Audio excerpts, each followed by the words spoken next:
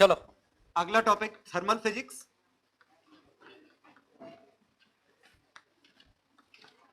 पहला पार्ट इसमें कैलोरीमेट्री।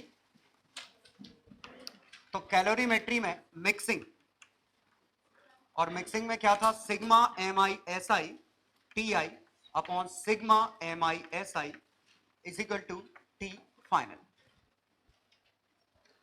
याद आया? तो ये अलग अलग टेम्परेचर वाली चीजें मिक्स कर रहे थे, तब ये था जहां फेज चेंज नहीं था। हाँ, और इसका लॉजिक क्या है, सभी को 0 डिग्री पे ले आओ, एनर्जी जो रिलीज होगी तो m i s i t i ये रिलीज एनर्जी होगी, वही सब में बांट दो तो फाइनल टेम्परेचर आ जाएगा, या energy loss equal to energy gain. इसमें एक कॉन्सेप्ट था वाटर इक्विवेलेंट का। वाटर इक्विवेलेंट कुछ और नहीं, इक्विवेलेंट मास ऑफ वाटर। ठीक है, चलो तो एक छोटा सा इसमें याद दिलाने के लिए, इसका वाटर इक्विवेलेंट मान लो 20 ग्राम है, इसके अंदर 60 ग्राम ऑयल है, स्पेसिफिक हीट कैपेसिटी 1/2। इसमें हमने कोई दूसरा ऑयल मिक्स किया जो 20 ग्राम है और specific heat 0.6 at 70 degree Celsius, और ये था 20 डिग्री सेल्सियस। फाइनल टेम्परेचर निकालना है। Assume that 100 calorie is lost in mixing. तो क्या करते हैं हम, यहां से एनर्जी कितनी आई, तो फाइनल टेम्परेचर अगर टी माने तो 20 into 0.6 into 70 minus t, energy loss is equal to energy gain. तो एनर्जी गेन वाटर इक्विवेलेंट का मीनिंग क्या है, 20 इंटू 1 और टी माइनस 20 प्लस इस लिक्विड ने कितना लिया 60 into 1/2 t minus 20 plus 100 calorie जो लॉस हुआ वो उस तरफ। ठीक, चलो बता दू, याद आ गया सब। सेकेंड पार्ट, अगर इसमें फेज चेंजेस होते हैं, अगर फेज चेंज इन्वॉल्व हो तो हमारा तरीका इसमें क्या था, bring everything down to 0 degree Celsius और whatever be the temperature और स्टेट, एक कॉमन स्टेट पे ले आएंगे और उसके बाद वापस से एनर्जी गेन सप्लाई कर देंगे। तो जैसे 1 gram of steam eight 130 degree Celsius is mixed with 5 gram of ice eight -20 degree Celsius. Final हमें निकालना था। तो सबको 0 डिग्री सेल्सियस पे ले आओ, तो 0 डिग्री पे लाते तो 1 इंटू 1/2 इंटू 30, याद आ गया, 1 इंटू 540 प्लस 1 इंटू 1 इंटू 100, यहां आता कितना 5 into 1/2 into 20 plus 5 into 80। Obviously ये ज्यादा है, ये ज्यादा है ना, 655 है, और ये कितना है 50, 450 है, तो नेट हमारे पास एक्स्ट्रा बच गई 255 की, सॉरी 205 की, और ये कितना बन गया total 6 gram of water 0 degree Celsius, और इसको एनर्जी आप दोगे इन दोनों का डिफरेंस 205 कैलोरी, तो क्या होगा, सीधे टेम्परेचर ही बढ़ेगा। ठीक है, और अगर इससे खींचते तो मान लो ये सॉल्व करने पे ज्यादा आ जाता, तो खींचते तो पहले ये फ्रीज होता फिर टेम्परेचर गिरता। ठीक, तो मेरे हिसाब से कोई दिक्कत नहीं होनी चाहिए। हाँ, इसी में जैसे होता minimum mass of to melt is completely, तो क्या इक्वेशन बनती, m into 1/2 into 30 plus m into 540 plus m into 100 is equal to 5 into 1/2 into 20 plus 5 into 80। ये समझ में आया, ये m इंटू 100 समझ में आया,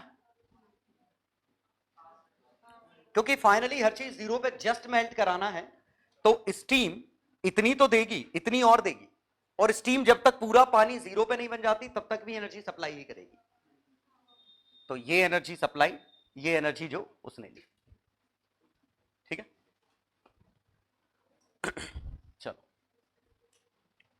ग्राफ इसका मेरे ख्याल से याद ही होगा, कैसा था?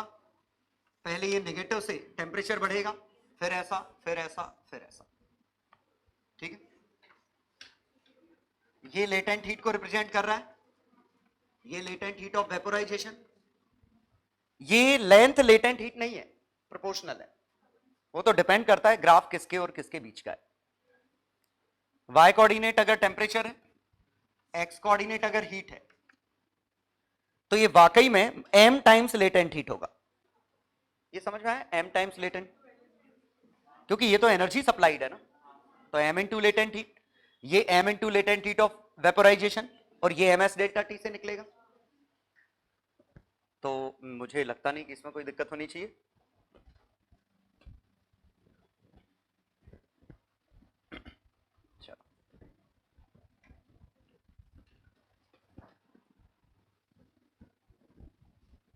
ये पहला पार्ट था। हाँ, इसी में कुछ प्रोसेस क्रिस्टलाइजेशन जैसे ये प्रोसेस है, ये क्रिस्टलाइजेशन प्रोसेस या फिर सडन इवेपोरेशन,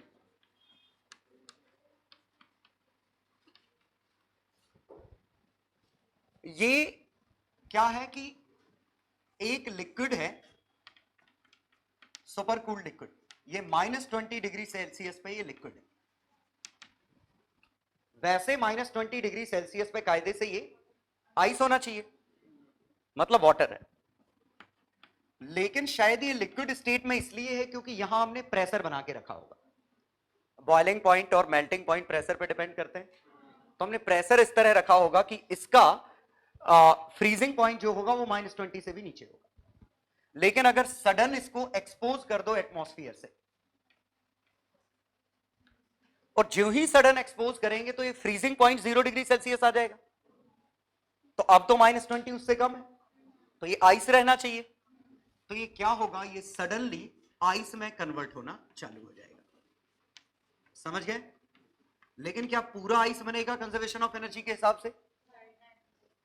तो क्या होगा कि वाटर अपनी, हाँ, आइस से, तो अगर m आइस बना तो m इंटू 80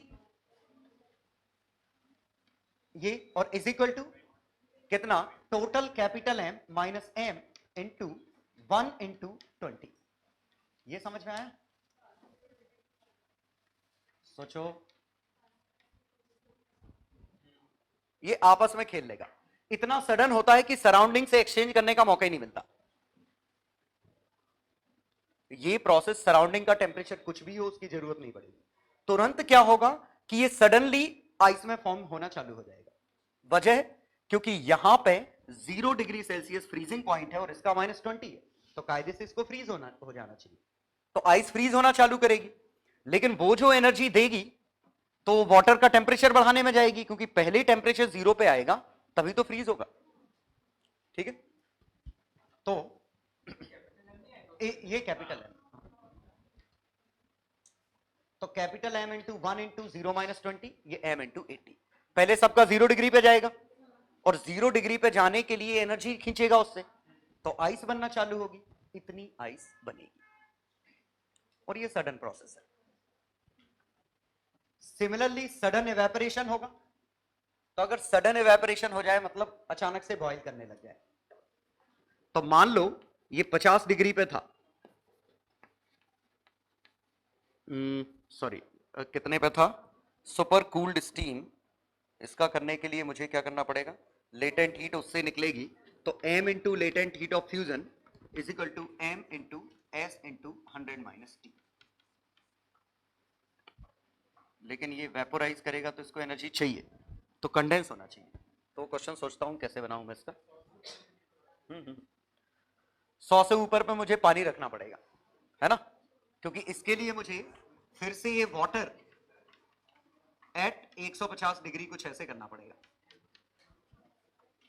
तो इसी वाटर का कुछ पार्ट, तो पूरा water m into 1 into 150 minus 100 is equal to m into latent heat of vaporisation, ये आएगा।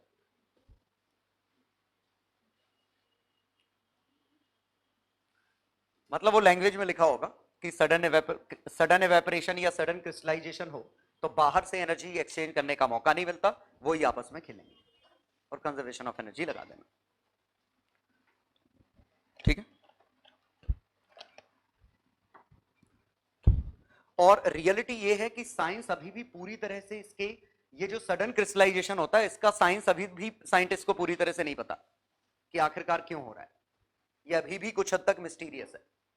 ये भर पता है कि एनर्जी कंजर्वेशन से ये निकल आएगा, लेकिन ये प्रोसेस क्यों घट रही है, ये एट अ सडन क्यों हो जा रहा है, ये अभी भी ढंग से नहीं पता किसी को।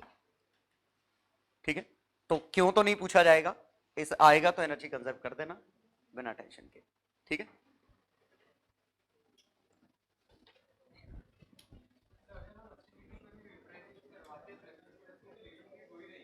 हाँ वो तो हमें 100 पे ले गए, फिर उस पे आएगा ना।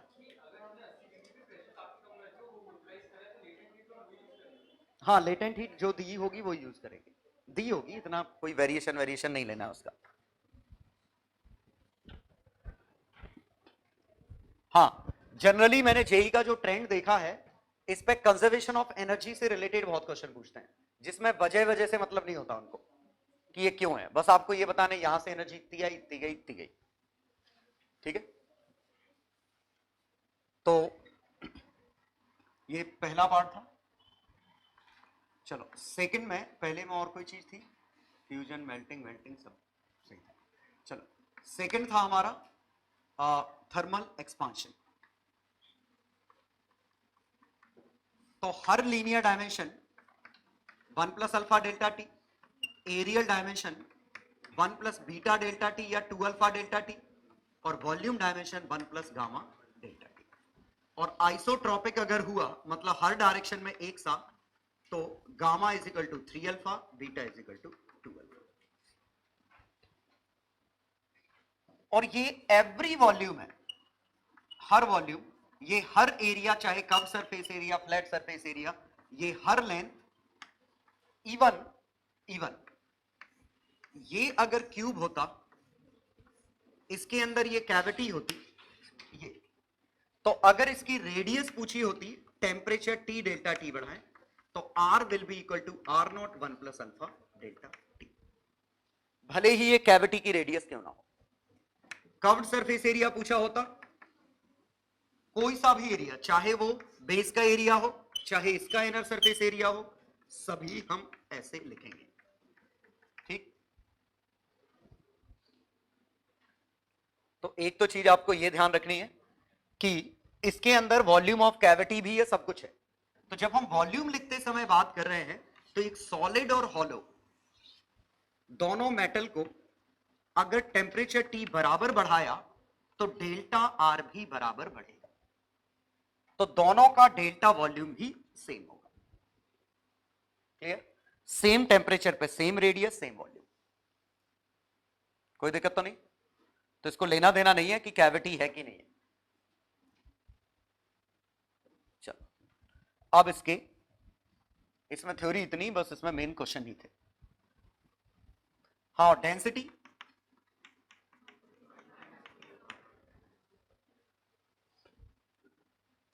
अब इसके क्वेश्चन बनाने के लिए हम कुछ भी बना सकते हैं। जैसे एक क्वेश्चन ये बनाया हमने, एक डिस्क घूम रही है ओमेगा नॉट से, रेडियस आर है, now temperature is raised by delta t, find new omega. क्या आएगा, तो I1 omega 1, I2 omega 2, I naught omega naught is equal to I omega, और I को मैं I naught 1 plus 2 alpha delta t कर दूं, क्योंकि moment of inertia r square पे डिपेंड कर रहा है, मास तो चेंज होना नहीं है। तो नया omega will be equal to omega naught 1 minus 2 alpha delta T.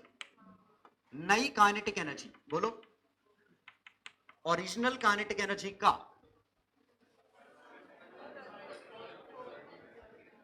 Half I omega square, ये बनता आई में 1 प्लस 2 अल्फा डेल्टा टी, इसमें 1 minus 2 alpha delta t whole square.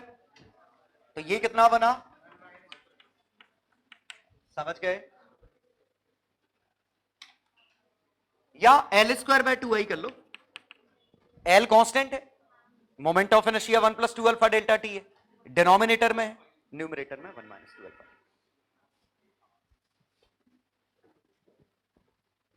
Next question, हाँ नेक्स्ट क्वेश्चन। अब इससे रिलेटेड तो पहला क्वेश्चन, ये क्वेश्चन हम कुछ भी बना सकते थे, तो ये मैं बनाता हूं,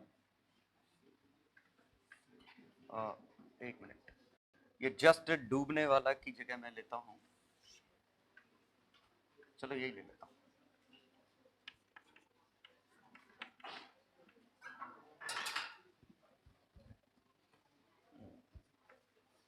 ये ठीक है, शायद ये ज्यादा।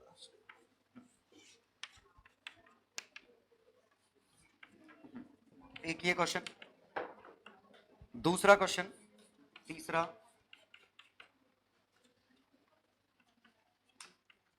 हाइट एच, चौथा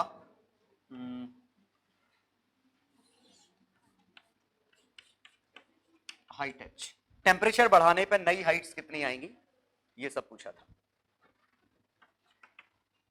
तो सॉलिड के लिए अल्फा गिवन होगा, लिक्विड के लिए गामा, सॉलिड के लिए अल्फा, लिक्विड के लिए गामा, सॉलिड के लिए अल्फा, लिक्विड के लिए गामा, सॉलिड के लिए अल्फा, लिक्विड के लिए गामा, ये हाइट एच। चलो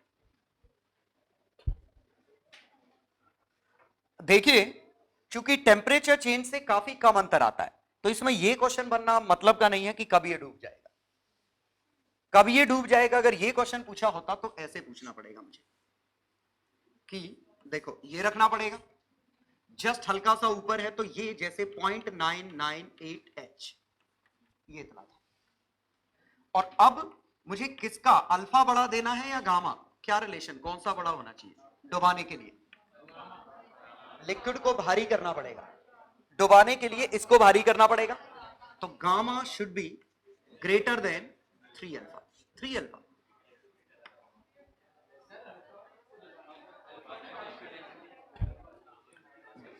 गर्म करने पे ऑन रेजिंग टेम्परेचर ये डूब जाए, तो टेम्परेचर बढ़ाने पे इसको डुबाना है, तो डेंसिटी दोनों की गिरती है, अगर इसकी ज्यादा तेजी से गिर गई तो ये रिलेटिव में भारी हो जाएगा, तो डूब जाएगा। तो फिर वो क्वेश्चन ऐसा बनेगा कि काफी क्लोज ऐसा है, और हम क्या करेंगे, अभी डेंसिटी का रेशो कितना है, rho solid by rho liquid, बोलो 0.998। अब rho solid dash is equal to rho liquid dash, और rho solid dash is equal to rho solid 1 + alpha delta T, ये रो लिक्विड 1 - 3 अल्फा, सॉरी, और ये 1 - gamma delta T, और ये 0.998 लिखा है, तो सॉलिड पे 0.998 है, तो ये इधर भेजो, तो 1 - gamma -3 alpha delta T is equal to 0.998, clear. तो गामा -3 अल्फा डेल्टा टी 0.002, ठीक, तो गामा की वैल्यू हमें 3 अल्फा से बड़ी चाहिए, तो ये होगा जब स्लाइट अंतर होगा, यहां बड़ा अंतर है शायद, तो यहां बड़ा अंतर है, तो यहां पे हम डेंसिटी के रेशियो इस समय पे गिवन होंगे, जैसे सिग्मा, ये लो, तो ऑब्वियसली हाइट सबमर्ज्ड, टेम्परेचर बदलेगा तो हाइट सबमर्ज्ड बदलेगी। तरीका सिंपली क्या है, आप उसका फॉर्मूला लिखो और वैल्यू छाप दो। इसी का एक और क्वेश्चन, ये alpha alpha beta height H हमें ये निकालनी कितनी होगी, तो सभी में हम क्या करेंगे, एप्लीकेशन ऑफ डेरिवेटिव क्वेश्चन के क्वेश्चन की तरह, जैसे इसको हम सोचेंगे, ये x है, ये x है, ये y है, ये हाइट h है, तो x की वैल्यू हमें पता है L1 + alpha delta t, y की वैल्यू हमें पता है L1 + बीटा डेल्टा टी, तो हाइट h की वैल्यू कितनी है, x² - y² बाय 4 है, 2h dh is equal to 2x dx minus 2y dy by 4, यह आया। और dx की वैल्यू कितनी है? एल अल्फा डेल्टा टी, जिला dy की value l beta delta t. इस समय x की वैल्यू l, y की वैल्यू l, h की वैल्यू l रूट 3 बाय 2। आ गया समझ में? x की वैल्यू l, dx की value l alpha delta t, y की वैल्यू l, dy की value l beta delta T. तो मिल गया dh। ठीक है, पूछा होता कि h अल्फा और बीटा में क्या रिलेशन हो कि हाइट कांस्टेंट आ जाए, तो डेल्टा टी के कोएफिशिएंट को मार देना, तो alpha equal to beta by. Means क्या करना है, हर वो चीज जो बदल रही है वेरिएबल लो, और इस इंफॉर्मेशन से आपको x को l plus L alpha delta T लिखा, तो ये x है, ये dx है। एप्लीकेशन ऑफ डेरिवेटिव सोच लो। ठीक। Similarly second question, second question में अगर हमें निकालना है तो ये h को आप वेरिएबल समझ के सोचो कि अगर ये हाइट x होती तो x की वैल्यू कितनी आती? टोटल h इनटू डेंसिटी का रेशो, यही आता। लेकिन जरा समझो, ये टोटल h भी वेरिएबल है, तो मैं सीधे x और इसको मैंने h लिख लिया। तो टोटल h कैसे बदलेगा बोलो? 1 plus alpha delta t. Sigma कैसे बदलेगा? 1 minus 3 alpha delta t. Rho कैसे बदलेगा? तो ये x न्यू आएगा, तो x new is equal to h sigma by rho into कितना बना? 1 minus 2 alpha gamma minus 2 alpha, सही है। और ये x ओल्ड, x नॉट। कुछ समझ में आया? तो अगर पूछा होता relation between gamma and 2 alpha such that समज डेप्थ रिमेन्स कांस्टेंट, तो गामा इक्वल टू 2 अल्फा। समझ गए? पक्का? सबमर्ज्ड वॉल्यूम पूछा होता तो सबमर्ज्ड वॉल्यूम में क्या करते? एरिया इंटू एक्स, ये बनता, और एरिया खुद बदल गया, A nought 1 plus 2 alpha delta T, और एक्स हमारा बदल गया X nought 1 plus gamma minus 2 alpha delta T, जिला। तो A nought X nought 1 plus gamma delta T.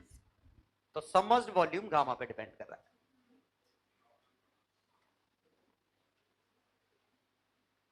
ठीक है, हालांकि डिपेंड करने के बाद लॉजिकली निकालना बिल्कुल आसान था, क्योंकि M G equal to V rho G है, V submerged, M G constant है, झिला। तो डेंसिटी 1 अपॉन वी सबमर्ज्ड पे डिपेंड करनी थी, तो वी सबमर्ज्ड अकेला डेंसिटी पे डिपेंड करता लिक्विड की। लेकिन क्या होता है, इतने कॉन्फिडेंस से हम निकाल नहीं पाते जितने की कॉन्फिडेंस से हम मैथमेटिकली निकाल लेते हैं। निकालने के बाद वेरीफाई करने के लिए ये सही है। समझ गया मैंने क्या कहा? एम जी कॉन्स्टेंट है, वी रो जी के बराबर है, जी कट गया, एम कॉन्स्टेंट है, तो वॉल्यूम सबमर्ज्ड 1 अपॉन डेंसिटी है, तो 1 अपॉन डेंसिटी जैसे ही बन रहा है। ये डायरेक्ट क्यों आया?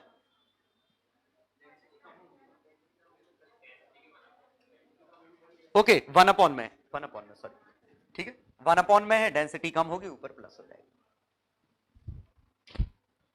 क्लियर?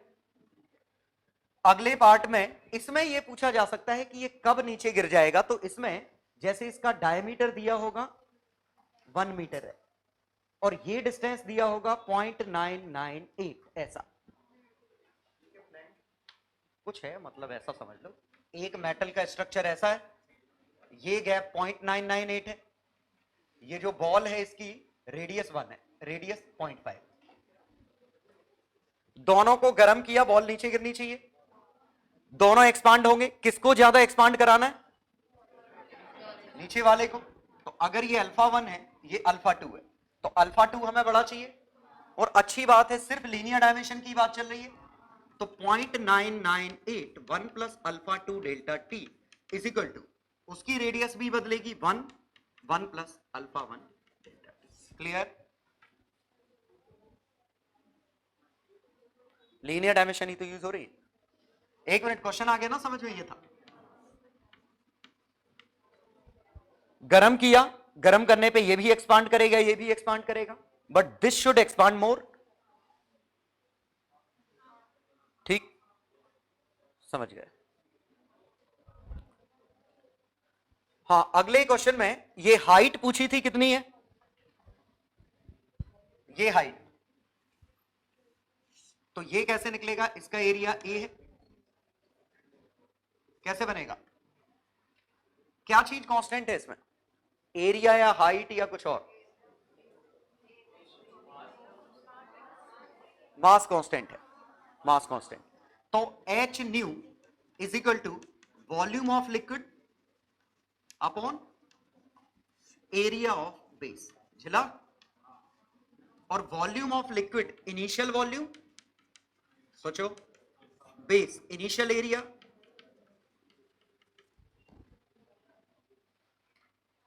सोच पा रहे हो?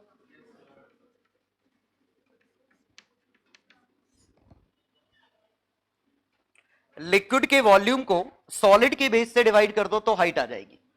लिक्विड का initial volume area into height था, फाइनल वॉल्यूम ये है, बेस एरिया ए था, फाइनल बेस एरिया ये है, तो गामा माइनस 2 अल्फा।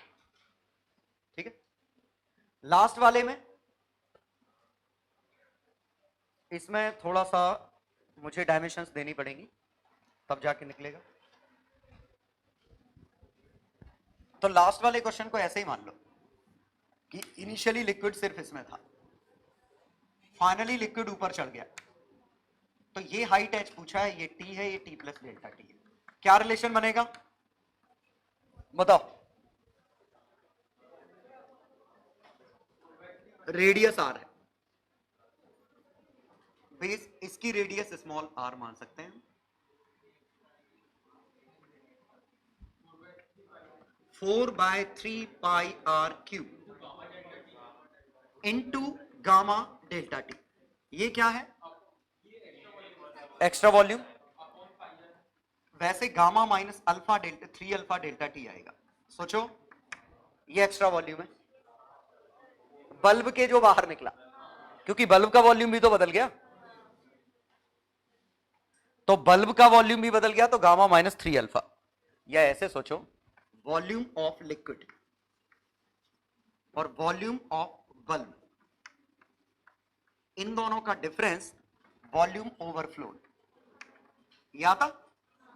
और वॉल्यूम ऑफ लिक्विड तो वी नॉट मतलब 4/3 pi R cube, 1 plus gamma delta T, 4/3 pi R cube, 1 plus 3 alpha delta T. आ गया समझ में? घटाया क्यों? Gamma minus 3 alpha delta T, और ये ओवरफ्लोन को pi R square into H लिख सकते हैं।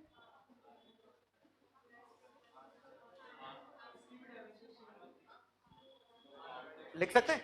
अब अरे रुको, तो आर को कायदे से आर एक्सपांड होगा, लेकिन क्या फर्क पड़ता है, वन तो जिंदा है ना, वन कटा थोड़ी ना है यहां।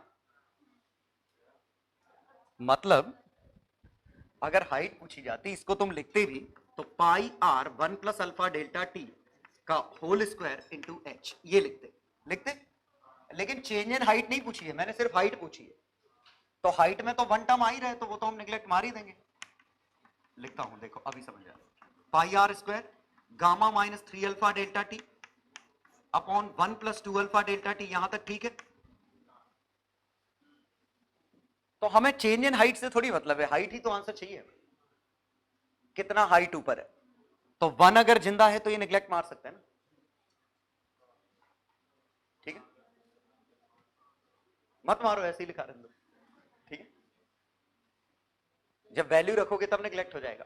ऐसे देखो, अभी समझ में आ जाएगा निगलेक्ट क्यों होगा। ये ऐसे लिखते, अब इसको जब इसके साथ खोलोगे तब तो ठीक है, इसको इसके साथ खोलोगे तो 2 dt बन जाएंगे, ये और ये, और छोटा हो जाएगा। अब तो करोगे निगलेक्ट, ठीक है। याद आया ये क्वेश्चन? चलो अब हम इसके थोड़े ट्रिकी क्वेश्चंस पे आते हैं, ये तो बिल्कुल फंडामेंटल वाले थे।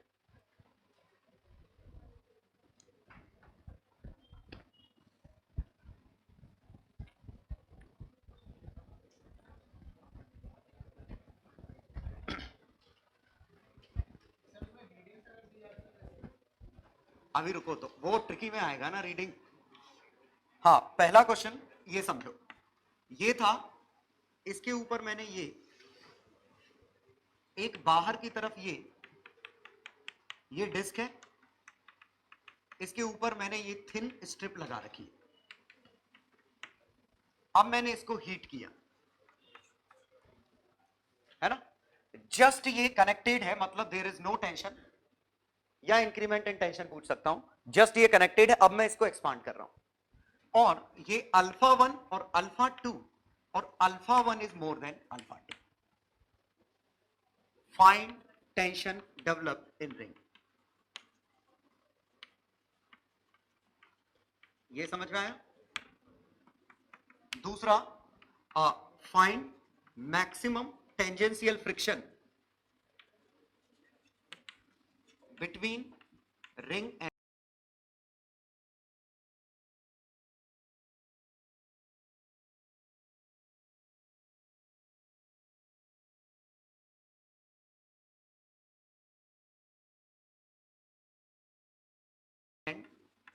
Disc periphery.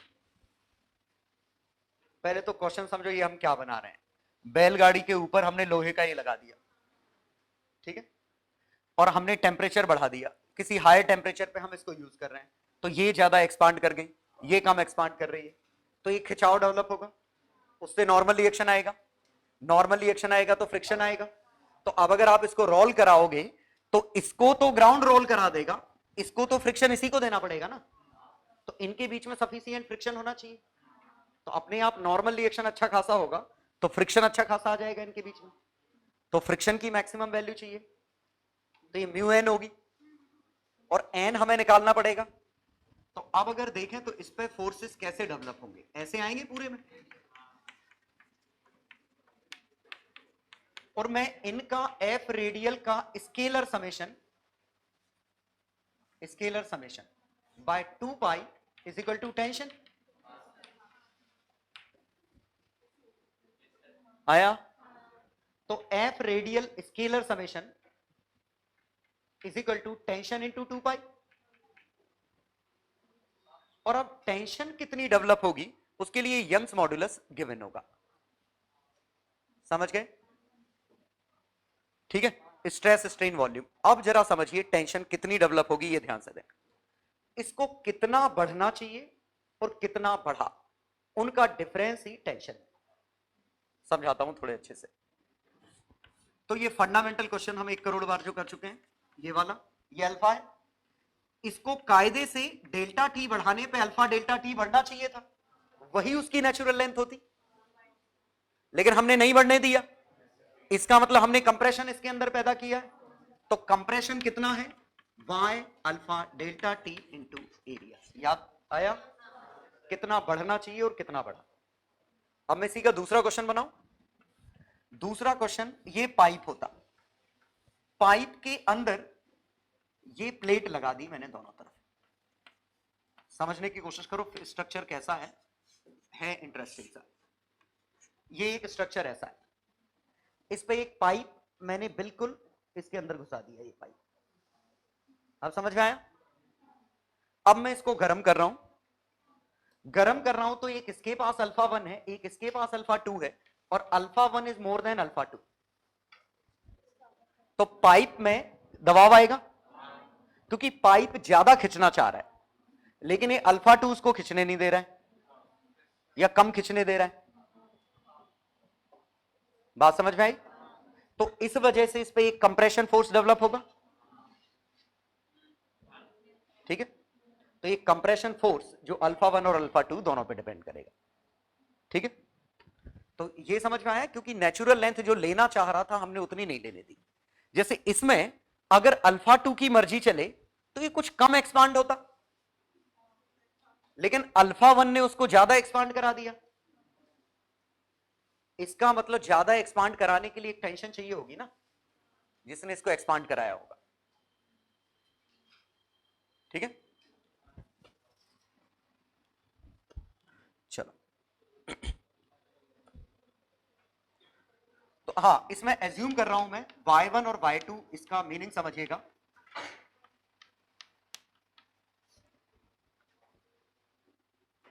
ये एज्यूम कर रहा हूं, इसका क्या मतलब है?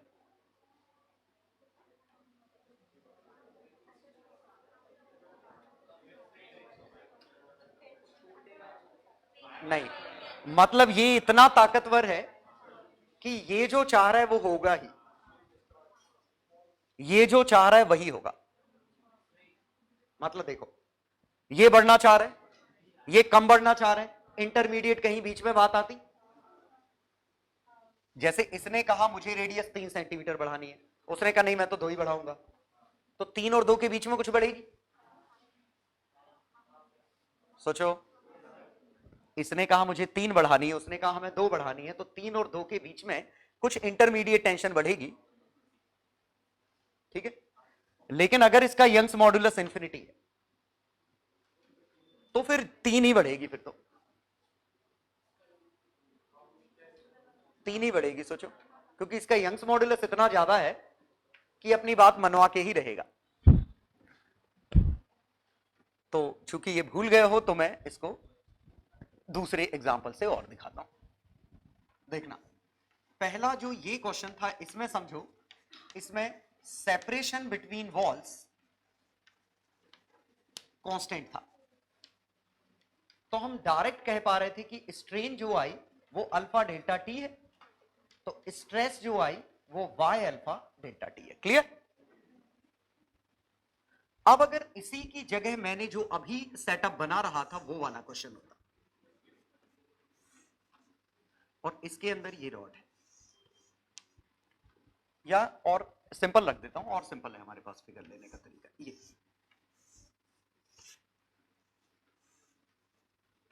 चलो, अब शायद ज्यादा अच्छे समझ में आ जाएगा।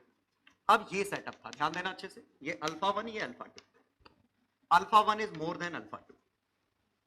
अब हम इसको हीट कर रहे हैं, तो ये रॉड कह रही है कि मैं एक्सपांड करूंगा, इसने कहा हम भी एक्सपांड करेंगे, लेकिन इसने कहा हमारा एक्सपांशन ज्यादा है। समझ गए? एक्सपांशन ज्यादा है तो एक फोर्स आएगा, तो एक इंटरमीडिएट स्टेट आंसर होगी, और वो हम कैसे निकालेंगे? तो इस पे पक्का एक फोर्स मान लो इधर आया, समझ गए? और इस वाले पे वो फोर्स अंदर आया, आया। इस पे टेम्परेचर वाली स्ट्रेस बाहर थी, तो ये y1, ये y2, तो टेम्परेचर स्ट्रेस कह रही थी एक्सपांड हो, इंटरनल स्ट्रेस एक पैदा हो गई, तो इसकी equation y1 alpha 1 delta T minus F by A. और अगर ये टोटल x एक्सपांड कर गया होगा सिस्टम, तो कितना? y into x by f. ये समझ में आया? हमने माना सिस्टम x एक्सपांड कर गया, y1,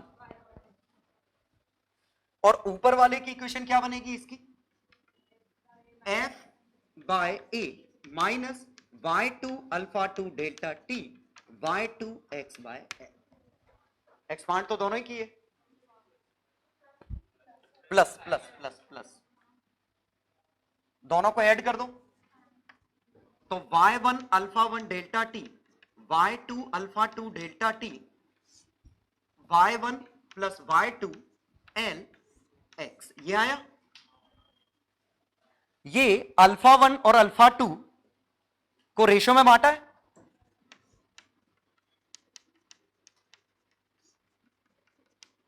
लिख सकता हूं ऐसा, ये एक्सपांशन आया, इसे अल्फा इक्विवेलेंट टाइप की बात कर लूं,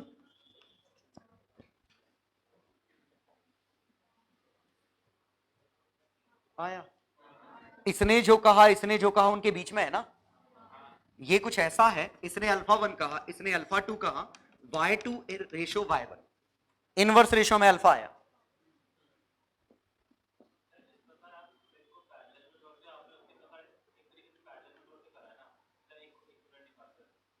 पता नहीं क्या पैरेलल में जोड़ते मतलब,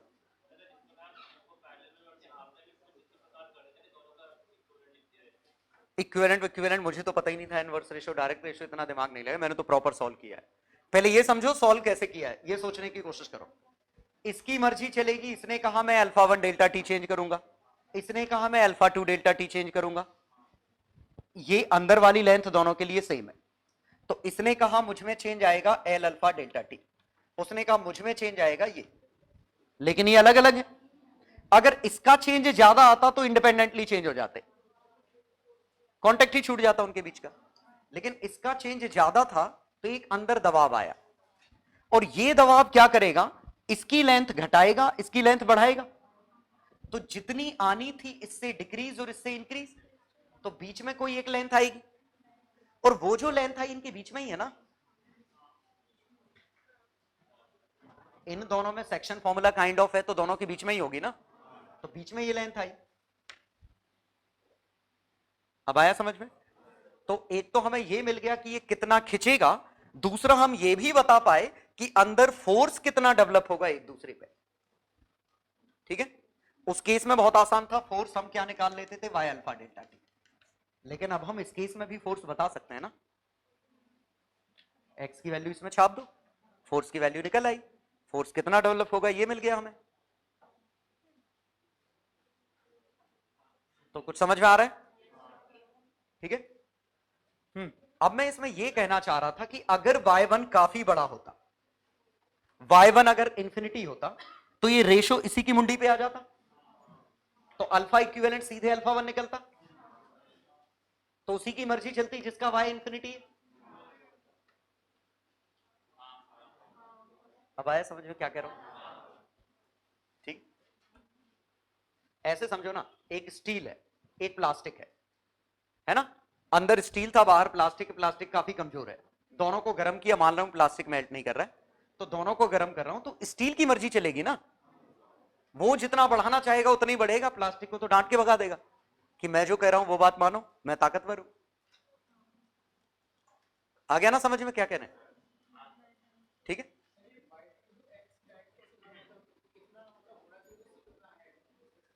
अरे ये स्ट्रेस का फॉर्मूला होता है ना, नेट स्ट्रेस का, ये नेट स्ट्रेस है, तो y इंटू स्ट्रेन, हाँ तो L से x खिंच गया तो x बाय L आया ना, तो खिंचना चाह रही थी नहीं, कितनी खिंची, कितना चेंज आया, तो वो तो हमने इधर काउंट कर लिया ना, तो तुम इसको इधर ले आओ, फिर इधर ले आओ तो ये अपने आप माइनस में चला जाएगा, ठीक है, एक प्लस में चला जाएगा। ये हमने सिंपली क्या निकाला, इस स्टेट से जो इस स्टेट में एक्स का चेंज आया है वो कौन ला रहा है, तो हमें पता चला टेम्परेचर भी ला रहा है, फोर्स भी ला रहा है, तो हमने टेम्परेचर को अलग काउंट कर लिया स्ट्रेस के फॉर्म में, इसीलिए हम इसको नेचुरल लेंथ के रिस्पेक्ट में सॉल्व करते रहे।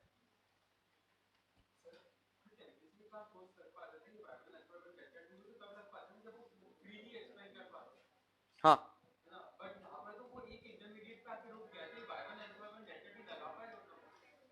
क्या कह रहे हो, यहां से डेल्टा टी चेंज आया तो लगा ना वाई अल्फा डेल्टा टी ये स्ट्रेस, किसमें, अरे तो अल्फा डेल्टा टी तो वही है ना, अल्फा तो वही है ना, इसमें थोड़ी ना एक्स है, इस फॉर्मूले में एक्स कहां है, टेम्परेचर की वजह से क्या असर आया, फोर्स की वजह से क्या असर आया, वो असर ये है, यहां फोर्स की वजह से असर, इसकी वजह से असर, टोटल ये। एक मिनट, ये क्वेश्चन तो हम कर चुके हैं ना इस तरह का, ये क्या था, ये क्वेश्चन याद करो, L2 Y1 Y2 alpha 1 alpha 2। अब अगर हम हीट करते तो मजबूरी है एक एक्सपांड होगा एक दबेगा, तो अगर हमने माना कि ये एक्सपांड किया तो ये x किसका, तो इस क्वेश्चन को भी तो हमने ऐसे ही किया था, इस क्वेश्चन का फ्री बॉडी डायग्राम क्या था, फोर्स तो दोनों पे अंदर आएंगे, इसका y1 alpha 1 delta T, y2 alpha 2 delta t, इस वाले पे भी y2 sorry alpha 2 delta T, y2 alpha 2 delta T, f f, लेकिन हम यहां ये जानते हैं कि ये y1 बड़ा निकल गया है, y1 x बाय l। वहां जब लगाए तो यहां फोर्स ज्यादा बड़ा है, y2 x bye l। Add कर दें तो आंसर आ जाएगा।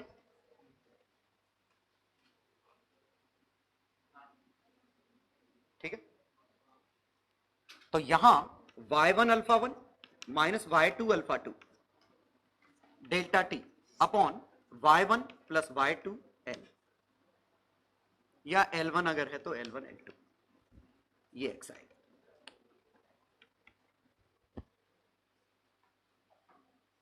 यहां ये डिफरेंस है, क्यों? क्योंकि एक एक्सपांड होगा तो दूसरे को कंप्रेस होना मजबूरी है, वहां दोनों ही एक्सपांड हो रहे हैं, बस एक ज्यादा एक कम, तो आंसर आ गया इंटरमीडिएट। तो ये कुछ हद तक जस्टिफाइड होना चाहिए कि आंसर ऐसा है। ये क्वेश्चन याद आया? तो हम एक स्ट्रेस अननोन अननोन लेके सॉल्व करते हैं, वहां भी स्ट्रेस अननोन लेके सॉल्व किया। इस पूरे से मैं बस ये बताना चाह रहा था कि अगर y1 इंफिनिटी हुआ तो y2 का रोल ही खत्म हो जाएगा, इधर से भी निगलेक्ट होगा, इधर से भी निगलेक्ट होगा, तो अल्फा इक्विवेलेंट अल्फा 1 ही आएगा, तो मर्जी अल्फा 1 की चलेगी, वो जितना एक्सपांड कराना चाह रहा है उतना ही होगा। तो जो मैंने कहा था वो ये था, ये डिस्क है, ये ऐसा है, अगर इसका y इंफिनिटी हुआ और इसने कहा मैं 3 सेंटीमीटर खिसकूंगा, इसने कहा मैं 2 सेंटीमीटर खिसकूंगा, हम कहेंगे इसकी बात मानो, तो मैं जितना फोर्स चाहिए इससे ले लो, समझ गए? और उसकी रिएक्शन तुम दोगे तो उसका कुछ नहीं होगा, क्योंकि y इंफिनिटी है। हाँ, y इंफिनिटी है मतलब इनफाइनाइटली स्ट्रॉन्ग है, वापस कंप्रेस करना असंभव है, मतलब इसकी मर्जी चलेगी, अगर ये एक्सपांड हो गया तो कंप्रेस कोई नहीं कर सकता फिर।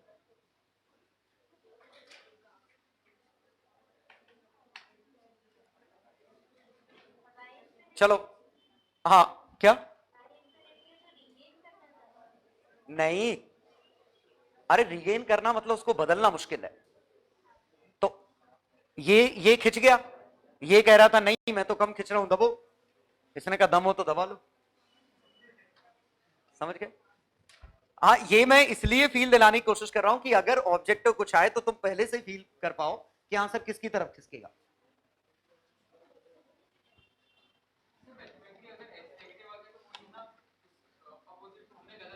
हाँ, अगर x नेगेटिव आ गया मतलब इस तरफ खिसक रहा, वो तो देखो y1 अल्फा 1 अगर y2 अल्फा 2 से छोटा हो गया तो अपने आप नेगेटिव आ जाएगा।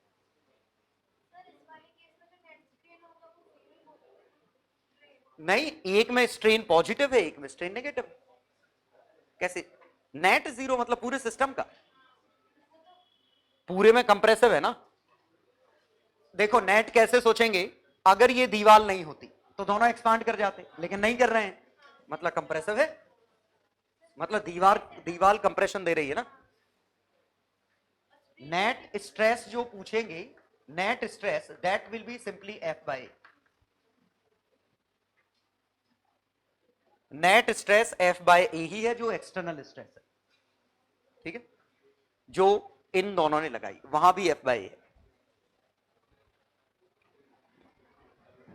चलो वापस आते हैं ओरिजिनल क्वेश्चन पे। 1 मिनट पक्का आ गया समझ, कुछ एक्सप्लेन तो नहीं करना है इसमें, ठीक है। चलो, अब हमारा दूसरा वो इंटरेस्टिंग क्वेश्चन था, मैंने इसमें अल्फा 1 और y इंफिनिटी दे दिया, ये अल्फा 2 दे दिया, तो चूंकि y इंफिनिटी है तो हम सीधे इसका कह सकते हैं कि इसकी रेडियस बढ़ के r1 plus alpha 1 delta T हो जाएगी, उसकी भी रेडियस यही होगी, तो उस पर एडिशनल एक्सटेंशन कितना हो गया, एडिशनल एक्सटेंशन कितना हो गया, होना कितना चाहिए, अल्फा 2 डेल्टा टी होना चाहिए, ये समझ में आया? Additional extension alpha 1 alpha 2,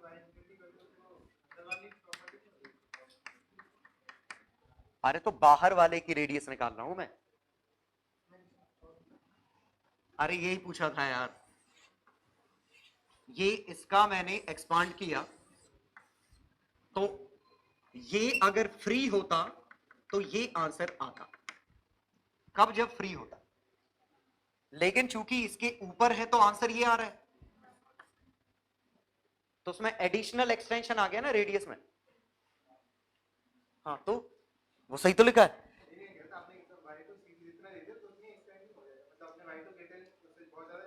y1 बहुत ज्यादा दिया था अंदर वाला, तो वही तो लिया। अरे यार तो इतना होता, अगर ये अंदर की डिस्क नहीं होती तो आंसर ये आता। डिस्क है तो आंसर ये आ रहा है, मतलब एडिशनल हम एक्सपांड कर रहे हैं, मतलब एक स्ट्रेस डेवलप हो गई होगी, और वो स्ट्रेस डेवलप हुई होगी तो ये स्ट्रेन हो गई। चूंकि ये रेडियस में चेंज है, दरअसल हमें 2 पाई आर में चेंज चाहिए था, तो दरअसल डेल्टा एल जो लेंगे वो 2 pi R alpha 1 minus alpha 2 delta T आएगा। लेकिन जब एल से डिवाइड करोगे तो ये भी 2 पाई आर आएगा, तो स्ट्रेन जो डेवलप हुई वो ये है। समझ गए? तो जो स्ट्रेस डेवलप हुई वो कितनी है? y इंटू स्ट्रेन, तो y2 alpha 1 minus alpha 2 delta T. तो टेंशन जो डेवलप हुई वो कितनी है? y2 a alpha 1 minus alpha 2 delta T. A कौन सा एरिया है? क्रॉस सेक्शन, ये वाला। समझ गए? ये एरिया, ये इसके अंदर टेंशन है, तो नॉर्मल रिएक्शन का स्केलर समेशन टेंशन इंटू 2 पाई है, तो y2a alpha 1 minus alpha 2 delta T into 2 पाई। तो फ्रिक्शन म्यू टाइम्स एन का स्केलर, क्योंकि फ्रिक्शन तो सभी जुड़ेंगे मतलब टेंजेंशियल में, तो टेंजेंशियल अवेलेबल फ्रिक्शन कितना है? Mu times y2a 2 pi alpha 1 minus alpha 2 delta T.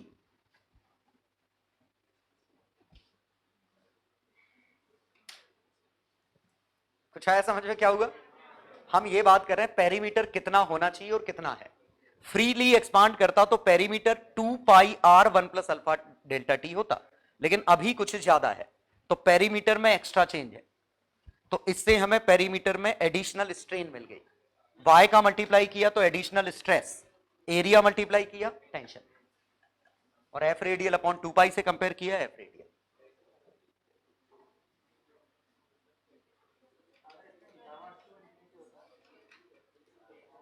अगर गामा टू इंफिनिटी होता, हाँ तो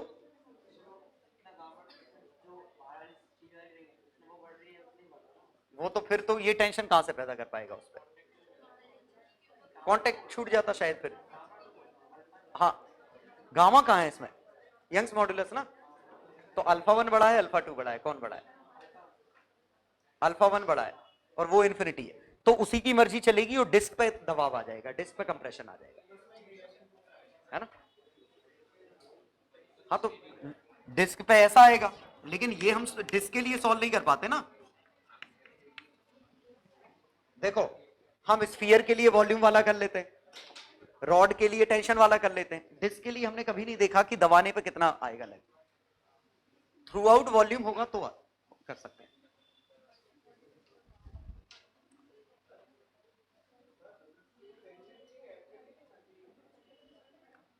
कहां टेंशन? तो ऐसे ही डेवलप हुई ना, एफ रेडियल ऐसा है। लेंथ के लिए कौन रिस्पॉन्सिबल है? टेंशन रिस्पॉन्सिबल है ना लेंथ के चेंज के लिए।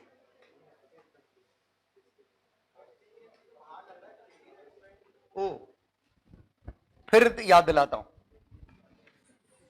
एक रिंग है, ऐसे ओमेगा नॉट से घूम रही है, यंग्स मॉड्यूलस y है, find extension.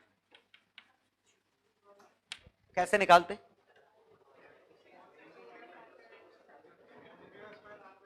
m omega square r by 2 pi, ये टेंशन डेवलप होती, टेंशन की वजह से एक्सटेंशन आता है ना, तो एक्सटेंशन पूछा है तो एक्सटेंशन आएगा f l upon a y, यही आता है, t l by a y, और टेंशन क्या है? तो आया ना खिंचाव करने, खिंचाव किसकी वजह से आया? टी की वजह से, एफ रेडियल की वजह से टी आया, उसमें उल्टा पूछा था, टी हमें पहले निकल आया, एफ रेडियल बाद में आया। एक मिनट, ये याद है ना, F l upon a Y extension का फॉर्मूला, और नहीं पता है तो के एक्स वी एक्स से निकाल लो, स्ट्रेस स्ट्रेन से निकाल लो, ठीक है।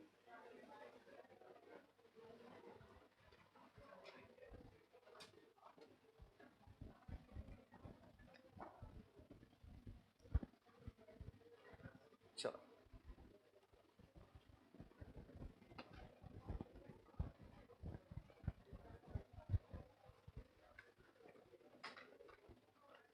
तो इसमें ये और सेकंड वाला ये ट्रिकी क्वेश्चन में एक ये बन सकता है इस तरह का स्केल, और वो वाला फॉल्टी स्केल वाला, जैसे ये कैलिब्रेट किया 20 डिग्री सेल्सियस पे, ठीक है, हम इसको यूज कर रहे हैं 40 डिग्री सेल्सियस पे, ठीक है। तो अगर अब आपको कुछ इससे पूछा है, कैलिब्रेट मतलब इस समय जो रीडिंग है वो एग्जैक्ट रीडिंग है, और इस समय अगर इसने रीड किया, रीड्स 30 सेंटीमीटर, तो अब पूछा है फाइंड एक्चुअल लेंथ, तो क्या आएगी, 30 से कम या 30 से ज्यादा, ज्यादा, क्योंकि इसका वो जो 1 सेंटीमीटर का स्केल है, ये लेंथ जिस पे 1 लिखा है वो लेंथ 1 ना होके 1 प्लस अल्फा डेल्टा टी है, तो ये reading 30 1 plus alpha delta T आ गया समझ में?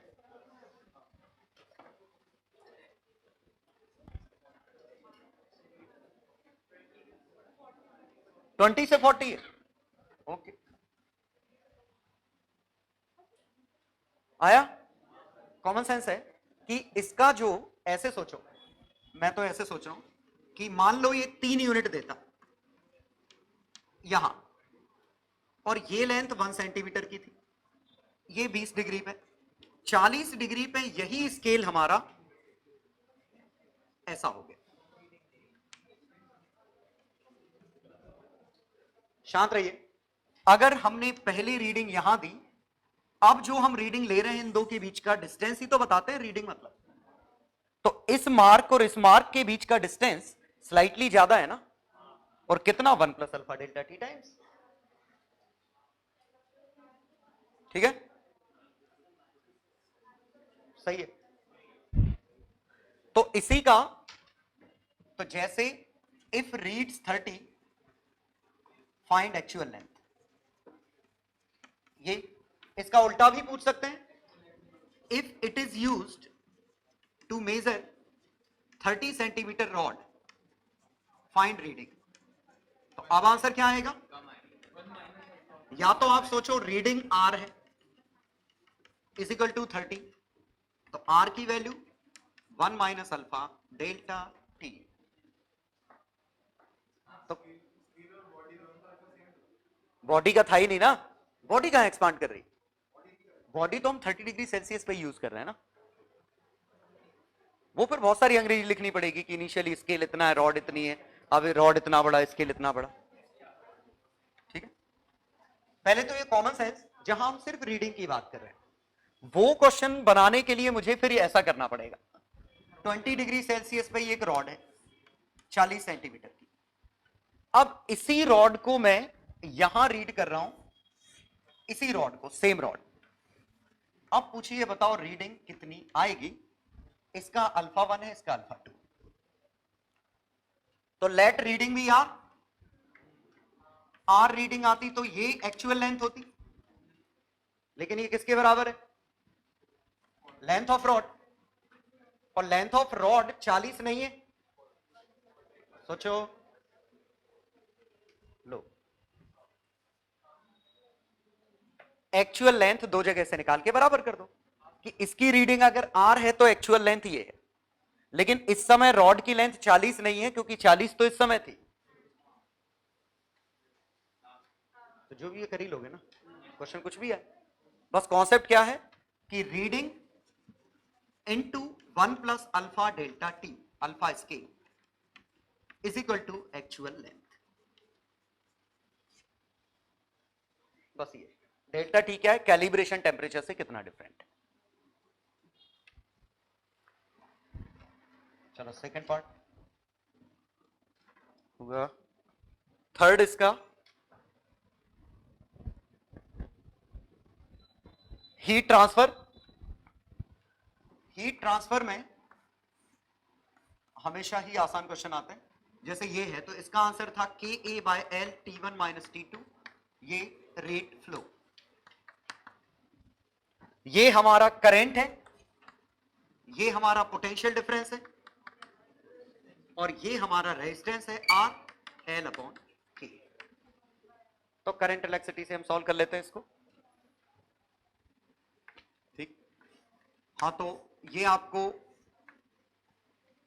लॉजिकली भी करते हुए आना चाहिए।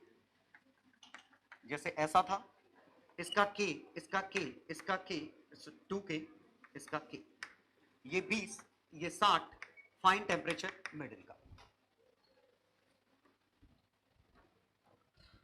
ठीक है, तो यहां हम सिंपली रेजिस्टेंस में कन्वर्ट करेंगे। तो ये लेंथ A, ये लेंथ 2A, तो इस लेंथ L, इसका रेजिस्टेंस R। तो बताओ इनका सिलेंड्रिकल है, तो इसका K 2K और एरिया हमारा A/4। Area A/4, conductivity 2K, तो R/2।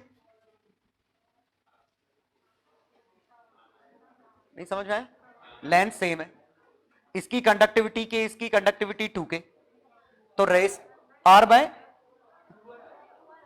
सॉरी R/2 लिखा, वो 2R आएगा। हाँ, कंडक्टिविटी 2K, तो रेजिस्टेंस आधा हो गया, लेकिन एरिया भी 1/4 हो गया, उस हिसाब से 4 गुना 2R। इसका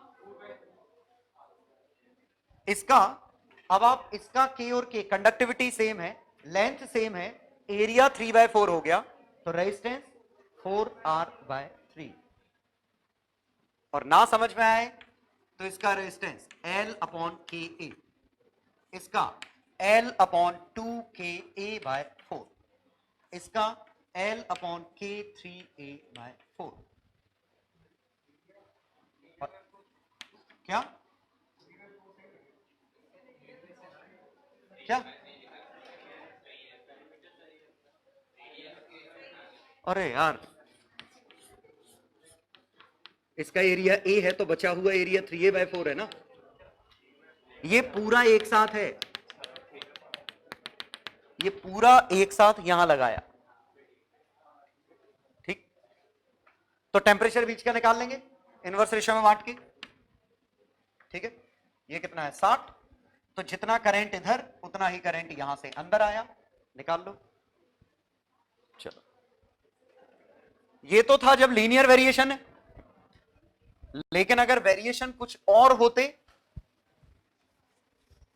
जैसे ये होता A 2A, temperature T, temperature 2T, temperature of middle, ये पूछा होता। ये तो तय है कि आंसर 3T/2 से कम या ज्यादा, मिडिल का बताओ, ज्यादा, टोटल कम आएगा, ज्यादा आएगा। रे यार, रेजिस्टेंस कहां ज्यादा है? जहां एरिया कम है, तो यहां रेजिस्टेंस ज्यादा है, बड़ा ड्रॉप आएगा, यहां ड्रॉप कम आएगा, दोनों का मिलके T0 है, यहां बड़ा चेंज है, तो मिड पॉइंट के आगे निकल गए। हाँ, तो वही तो मिड पॉइंट, वही तो मैं कह रहा हूं मिड पॉइंट के आगे, ये उनके लिए जो उल्टा बोल रहे थे, समझ गए ना? जहां रेजिस्टेंस ज्यादा वहां चेंज है बड़ा, प्रोवाइडेड कंडक्टिविटी पूरे में सेम है। अब अगर हमें बीच का निकालना है तो हमें ये रेजिस्टेंस निकालना पड़ेगा कितना है, और ये निकालना पड़ेगा कितना है, और बिना इंटीग्रेशन किए बनेगा नहीं। तो हम किसी भी x पे स्ट्रिप माने तो 1/K, K मोमाया है, लिखने की जरूरत नहीं थी, dx upon pi x square, x कौन सा? रेडियस, या r ले लेते हैं, ये आता। इसको इंटीग्रेशन करते। अब देखिए, हम पूरा सॉल्व नहीं करने वाले हैं, क्योंकि हमें सिर्फ रेशो में इंटरेस्टेड है। ये समझ पा रहे हो, dx is proportional to dr। कैसे? इस ट्रायंगल से, ये dx से ये dr है, तो dx dr के प्रोपोर्शनल है, तो यहां एक प्रोपोर्शनलिटी कांस्टेंट आएगा, तो that is proportional to dr by R square. मतलब इंटीग्रेशन में 1/r1 माइनस 1/r2 बनेगा, बाकी जो मोहमाया है वो कांस्टेंट है। तो इसका resistance 1/a minus 1/3 mid point का रेडियस 3a/2, इसका 1/3a/2 माइनस 1/2।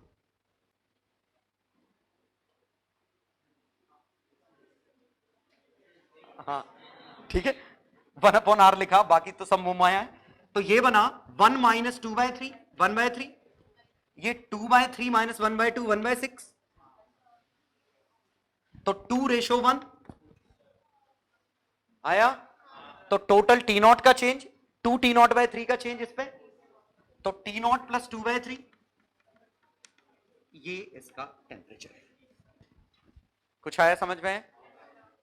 मेन चीज ये थी कि ये देखो किस किस पे डिपेंडेंसी है, क्यों जबरदस्ती हम देखेंगे कि क्या किस पे बन रहा है।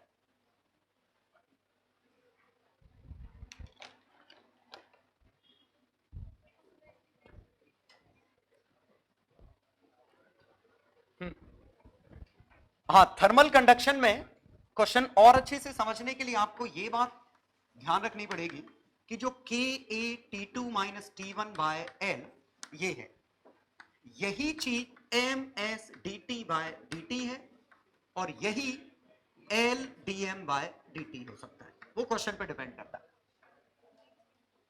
ये समझ में आया?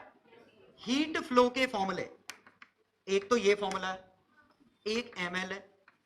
तो यहां अगर dq बाय dt करोगे तो ये ms dt बाय dt आएगा, यहां dq बाय dt करोगे तो m dl बाय dt का सेंस है नहीं, तो l dm बाय dt बनेगा। तो क्वेश्चन में जनरली ऐसे बनेगा कि हीट फ्लो हम दो तरीके से निकाल के इक्वेट कर देंगे। जैसे सोचिए कि यहां से ये एक रॉड है, यहां पे टेम्परेचर कुछ T0 100 मान लेते हैं या 80 मान लेते हैं, चलो 80, यहां का टेम्परेचर 0 डिग्री सेल्सियस आइस है, ये वाटर, यहां से ये कनेक्ट किया। अब सोचिए समय के साथ क्या होगा, इसका टेम्परेचर गिरेगा गारंटीड, ये आइस मेल्ट होगा तो इसका टेम्परेचर बना रहेगा 0, तो इसका मतलब वेरिएबल फ्लो करेगा हीट। तो इसका रेजिस्टेंस अगर मैं R मान लूं, थर्मल रेजिस्टेंस, तो हम डिफरेंशियल जो इक्वेशन बनाएंगे उस डिफरेंशियल में ये 0 बनेगा, ये T बनेगा, यहां से हीट फ्लो करेगी रेजिस्टेंस R। तो हम लिख सकते हैं dq बाय dt कई तरीके से, टेम्परेचर डिफरेंस बाय रेजिस्टेंस लिख सकते हैं, K बाय L वही लिखा है, लेकिन यहां से हम dm by dt, right side का dm by dt, dm2 by dt into latent heat, और इसी को लेफ्ट हैंड साइड से लिखते तो m1s dt by dt negative. यहां समझ में है? ये डिफरेंशियल सॉल्व करोगे तो टेम्परेचर एज अ फंक्शन देखो फर्स्ट ऑर्डर बन रहा है,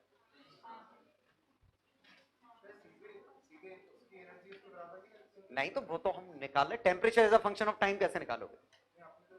मैंने कुछ नहीं, क्वेश्चन ही नहीं पूछा, मैंने कहा कुछ पूछा है।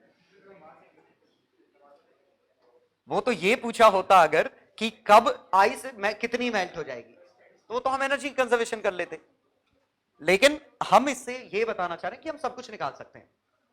फर्स्ट डिफरेंशियल इक्वेशन से हमारा temperature as a function of time निकल आएगा, और temperature as a function of time निकल गया तो M2 melted as a function of time मिल गया, तो हम कितने टाइम पे कितनी मेल्ट होगी ये भी बता सकते हैं, और कितने टाइम पे टेम्परेचर कितना होगा ये भी बता सकते हैं। ये अलग बात थी कि हम ये कॉमन सेंस से कह सकते हैं M1S1 80 minus T is equal to delta M2L। ये समझ में आया? किसी भी टेम्परेचर पे M2 कितना मेल्ट होगा वो वही है जितना ये दे रहा है, क्योंकि स्टडी स्टेट में रॉड तो एब्जॉर्ब करेगी नहीं। और ये समझ में आया, स्टडी स्टेट हर इंस्टेंट पे रॉड के लिए, क्योंकि रॉड कोई एनर्जी एब्जॉर्ब नहीं करती, करंट फ्लो की तरह है, जितनी आई उतनी निकल गई। हाँ, और तो गर्म हो चुकी होगी जितनी होनी है, वो हो चुका है कि इसका टेम्परेचर 80 रॉड का आ चुका है, इसका 0 है, मिड पॉइंट का 40 है, ये 20 है, ये 60 है, ये सब आ चुका है, तभी तो ये फॉर्मूला वैलिड है। ये फॉर्मूला ही वैलिड है स्टडी स्टेट में। और स्टडी स्टेट की मीनिंग क्या है, रॉड पे टेम्परेचर डिस्ट्रीब्यूशन आ चुका है। अब यहां ये अलग एक स्टडी स्टेट है जब टेम्परेचर इक्वेट हो जाएंगे। ठीक है, आ गया समझ में? चलो, तो ये हुआ थर्मल कंडक्शन। क्या? कैपेसिटर का डिस्चार्जिंग, डिस्चार्जिंग का ऑफ कैपेसिटर बन गया ना, ये सोर्स है, चार्ज बदल रहा है, उसकी एनर्जी रेजिस्टेंस पे जा रही है।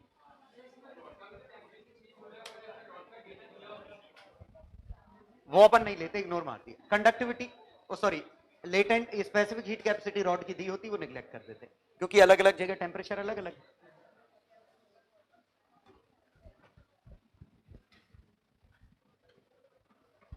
हाँ, इसमें देखो, टेम्परेचर के फंक्शन में अगर मैं दे दूं कंडक्टिविटी,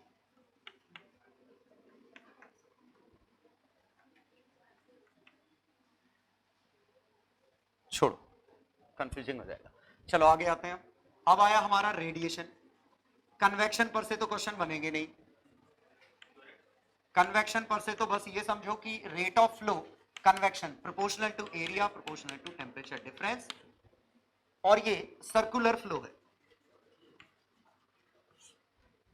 ठीक है, जैसे ऐसी गई इस तरह आई, हॉट एयर ऊपर गई, ऊपर से नीचे आई, ये घूमता रहेगा।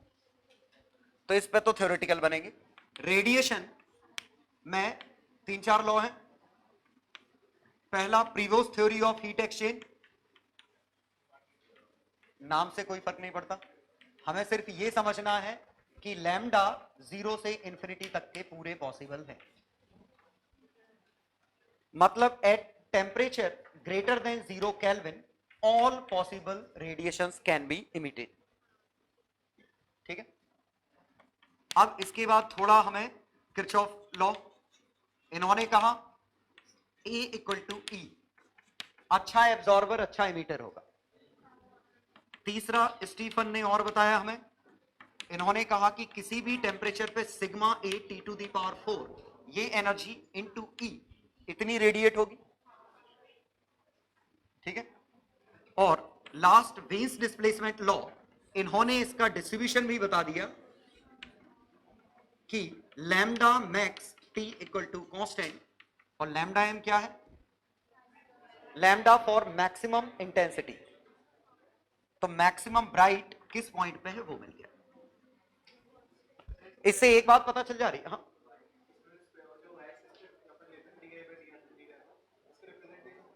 DI/D lambda.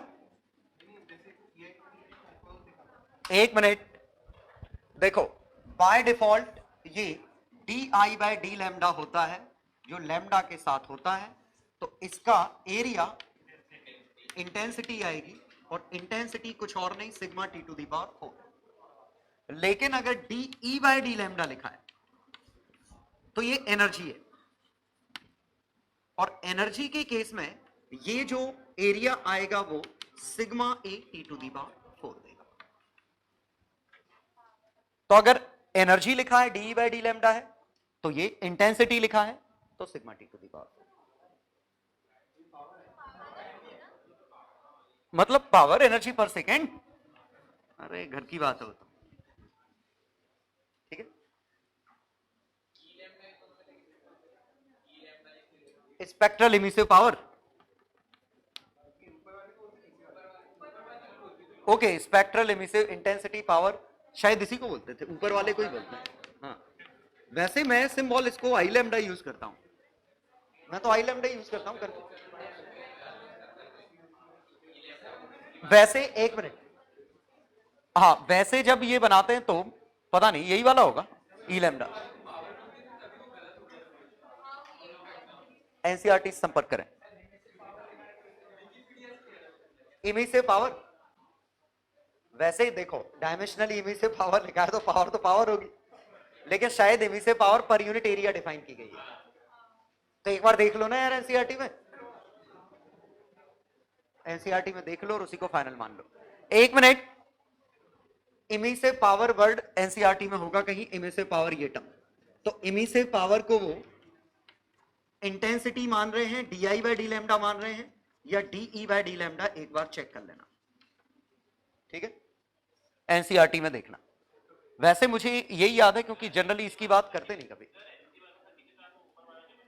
एनसीईआरटी से देखना, एनसीईआरटी, अब एचसी वर्मा में जो भी लिखा हो एनसीईआरटी से देखना, वैसे गलत नहीं होगा लेकिन फिर भी एनसीईआरटी से देखना। क्या होगा, कुछ गड़बड़ होगा तो हम एनसीईआरटी का रेफरेंस देके क्लेम कर सकते हैं, एचसी वर्मा का रेफरेंस देके क्लेम नहीं होगा कुछ, समझ गए ना। अब वो तो तुम क्लेम हमारी बुकलेट में ही लिखा है तो क्लेम कर दो। चलो कहां थे अपन, हाँ तो जो भी ये देख लेना, इसमें मैं क्या, हाँ इसमें इंपॉर्टेंट चीज ये थी कि अगर हम इससे देखें तो lambda m is equal to B by T, B universal constant है, तो this is independent of material, ये समझ में आया, ये मटेरियल की प्रॉपर्टी नहीं है, this is a property of temperature alone. अब एक इंपॉर्टेंट मैं वो एक्सपेरिमेंट याद दिला रहा हूं, मैंने वीडियो दिखाया था, एक ओवन के अंदर एक आयरन रख दिया था और जब स्टडी स्टेट आ गई थी कुछ नहीं दिख रहा था, विजिबिलिटी खत्म हो गई थी। स्टडी स्टेट में ये भी व्हाइटिश येलो था, ये भी व्हाइटिश येलो, और पता भी नहीं चल रहा था कि इसमें ये कुछ रखा है। वजह समझ में आया, क्योंकि सेम कलर हो गए, क्योंकि लैम्डा सेम हो गया तो कलर डिस्ट्रीब्यूशन सेम हो गया, और कलर अगर सेम है तो आपको दिखेगा ही नहीं। प्रैक्टिकली हमें कलर डिफरेंशिएट क्यों हो जाते हैं, क्योंकि लाइट रिफ्लेक्ट करने की टेंडेंसी अलग अलग है, समझ गए। ये कलर क्यों दिख रहे हैं, बिकॉज ऑफ इमिसिविटी, और दोनों की इमिसिविटी रफली 1 थी। हमें जो डेली लाइफ में कलर दिखते हैं वो इमिशन की वजह से नहीं, एब्जॉर्प्शन की वजह से दिखते हैं, इसीलिए बॉडीज के कलर अलग अलग होते हैं। लेकिन जनरली आग लगा दो किसी में भी तो आग का कलर तो हमेशा एक सा होता है, समझ गए ना, फायर का कलर हमेशा एक सा होता है, रेडिश येलो, ज्यादा गर्म होगा तो ब्लूइश हो जाएगा, लेकिन वो तो मटेरियल पे डिपेंड नहीं करता क्योंकि वो इमिशन वाला कलर है। तो ये इमिशन वाले की बात चल रही है, ठीक है। रिफ्लेक्ट करने वाला कलर तो उस पर डिपेंड करेगा आप कौन से कलर की लाइट डाल रहे हो, समझ गया ना, ठीक है। तो ये जो बात चल रही है वो खुद जो अंदर से पैदा कर रहा है उसकी बात चल रही है, बाहर से क्या लाइट आ रही है उससे कोई लेना देना नहीं, ठीक है।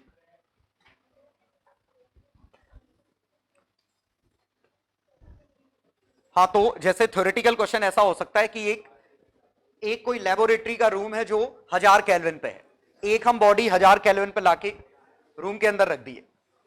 एक मिनट, ऐसा क्वेश्चन बना सकते हैं कि लेबोरेटरी पे 4000 केल्विन है अंदर मेंटेन, एक बॉडी हम इसके अंदर लाए 2000 केल्विन पे लाके रख दी।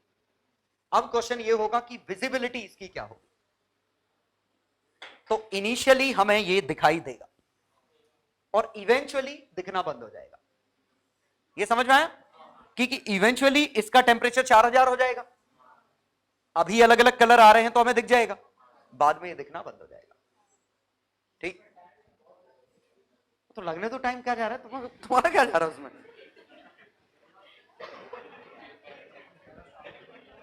चलो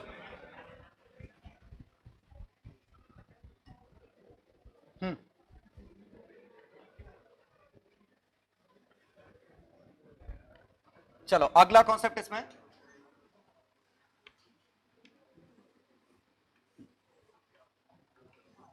हाँ रेडिएशंस में आपको लॉ, कूलिंग का लॉ कि dt बाय dt और लॉस ऑफ हीट, ये अलग अलग चीजें हैं।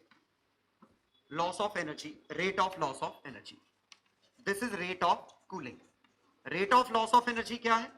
Sigma A T to the power 4 sigma A T not to the power 4, ये rate of loss of energy है।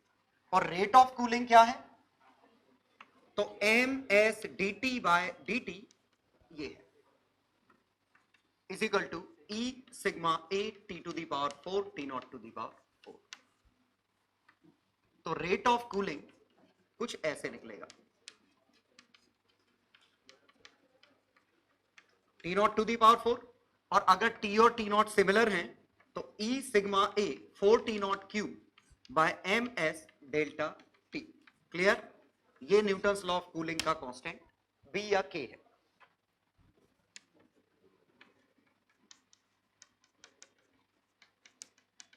और ये के कब है?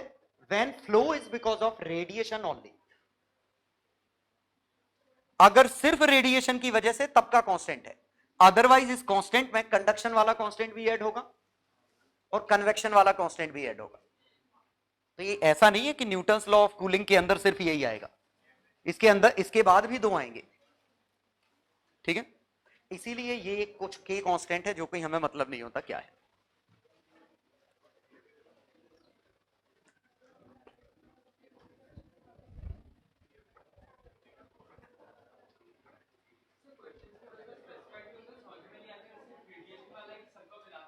क्या न्यूटन्स लॉ ऑफ कूलिंग में अगर वर्ड यूज किया है तो हमेशा के पूरा है, क्वेश्चन में लिखा हो या ना लिखा हो के पूरा है। अगर क्वेश्चन में लिख दिया कि neglect other effects, neglect effect due to radiation only, तो फिर के की वैल्यू मिल गई।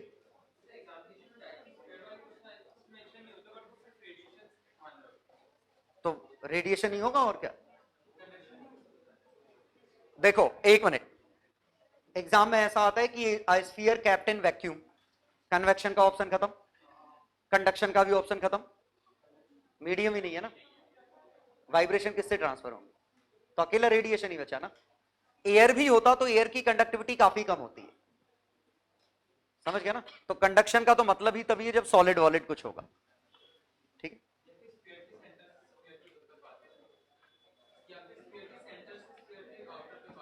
हाँ हाँ, तब कंडक्शन का रोल है। चलो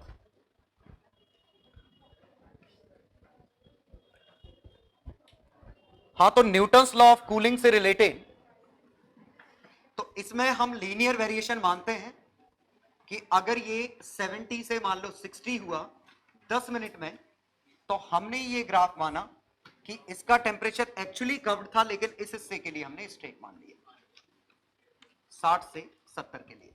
और अगला जब ये 50 जाएगा तो हमारा नया स्ट्रेट ये है। आप यहां से सीधे स्ट्रेट करोगे तो एरर ज्यादा आएगी, तो हम इंस्टॉलमेंट में स्ट्रेट लाइन लेंगे। क्लियर? और इस दौरान 10 मिनट है, तो अगले 10 मिनट में अगर पूछा होता तो कितना टेम्परेचर होगा, तो टेम्परेचर हम T मान लें। तो हम कैसे लिख सकते हैं? तो क्या लिखें? 70 माइनस 60 by 10 is equal to K 65 minus surrounding, let it be 20। याद आया? दूसरी equation 60 minus T by 10 is equal to K times 60 plus T by 2 minus 20। कोई दिक्कत तो नहीं? ये हमारा न्यूटन्स लॉ ऑफ कूलिंग था। इसी में हमें एवरेज पावर, अगर पावर वगैरह निकालनी होती तो एवरेज पावर भी हम इससे निकाल सकते हैं। यहां एवरेज पावर कितनी है? M S D T by D T. M S तो कांस्टेंट है, तो पावर भी कूलिंग के प्रोपोर्शनल है। मतलब अगर पावर लॉस पूछा होता तो ये भी ग्राफ ऐसे ही बनता।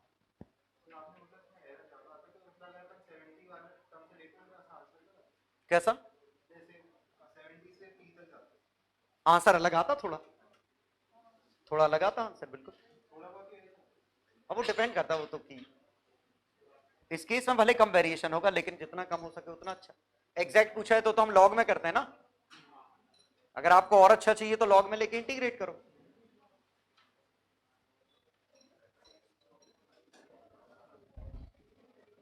ठीक है क्या?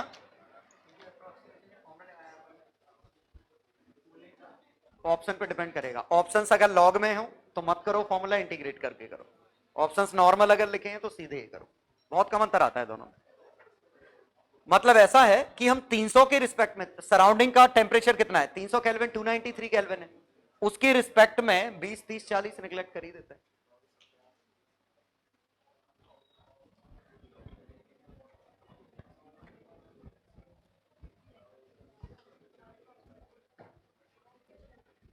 हाँ तो देखो एग्जांपल एक न्यूटन्स लॉ ऑफ कूलिंग का।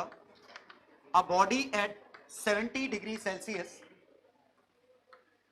is maintained by heater 60 watt in a room at 20 degree Celsius. ठीक है,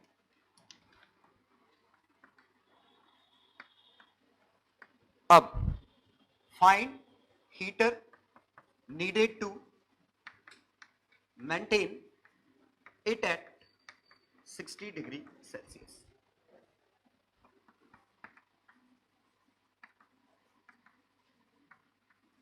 Rate of cooling if heater is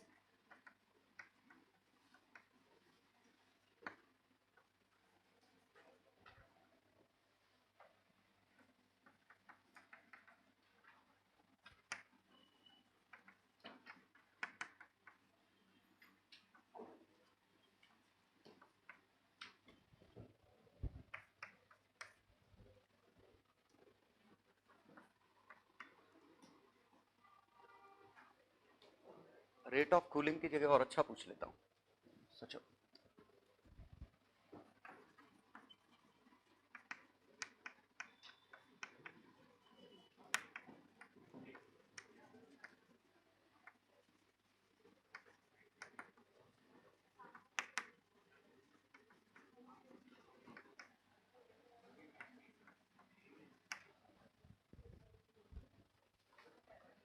तीसरा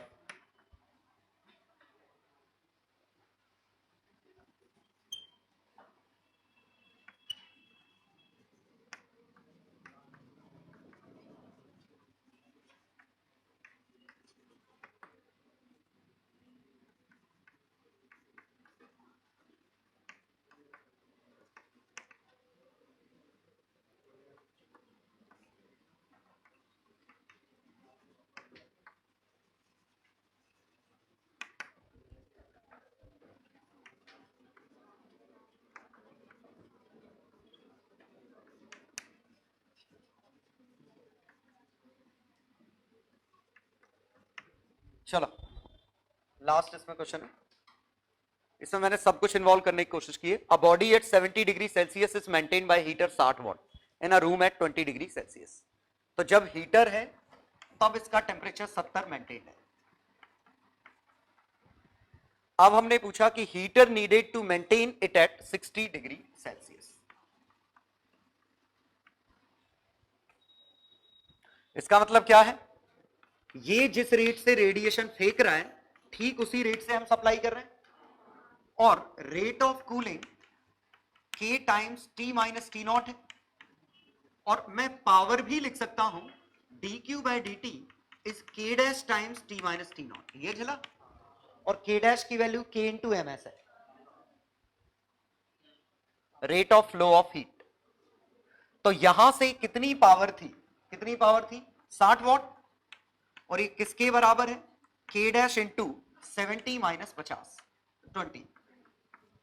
और अगर 60 पे मेंटेन करना है तो P watt is equal to K dash 60 minus 20। याद आ गया,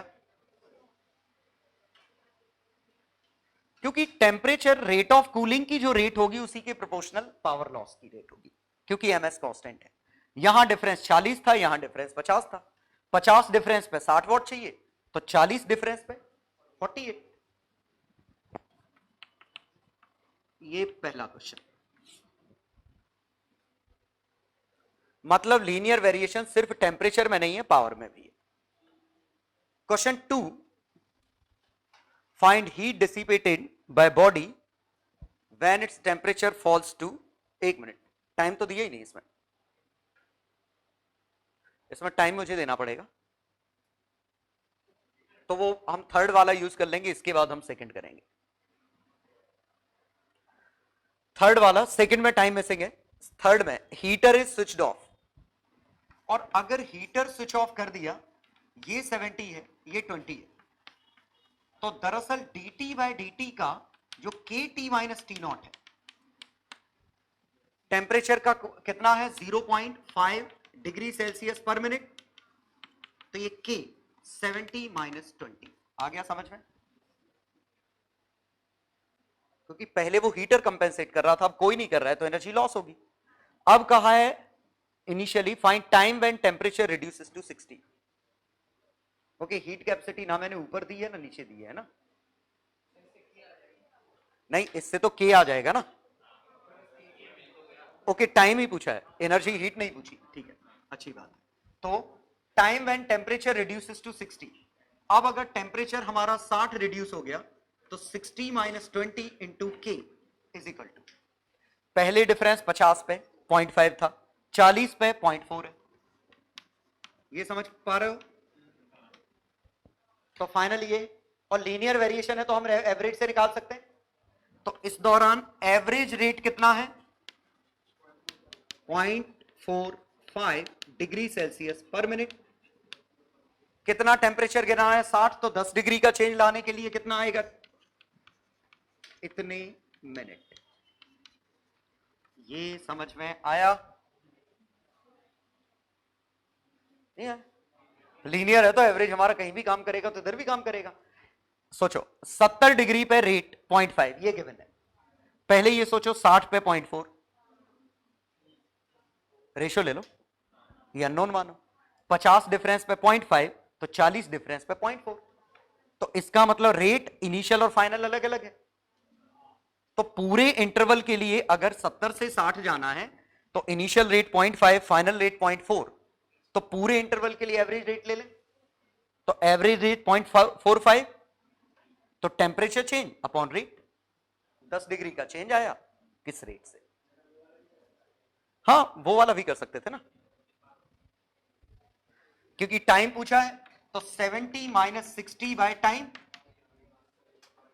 और इस दौरान एवरेज कितना है 65 माइनस 20 इंटू की, 70 से 60 जाने पे एवरेज 65 माइनस 20 इंटू के, समझ गए? इसी को मैंने K into 75 minus 20 plus 70 minus 20, 60 minus 20 by 2 लिख दिया था, लिख सकते हैं। और ये वाला पार्ट 0.5 था, ये वाला पार्ट 70 माइनस कितना था 20, हाँ, और ये वाला पार्ट 0.4 था बाय 2, ठीक, और ये 10 बाय टी।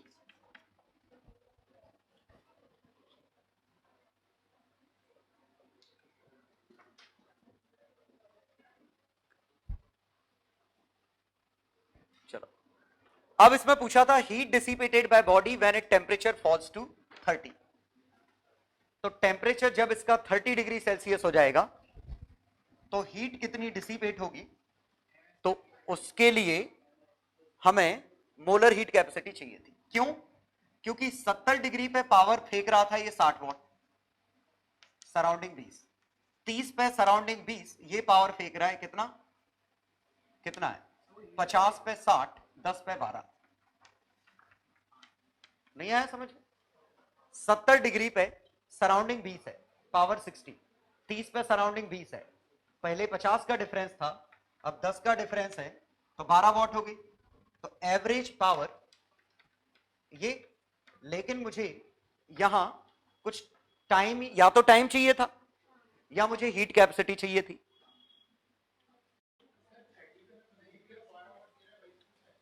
पावर नहीं पूछी ना, टोटल हीट पूछी है यहां से यहां तक की। अगर फाइनल पावर पूछी होती तो 12 वॉट आई गई थी ना।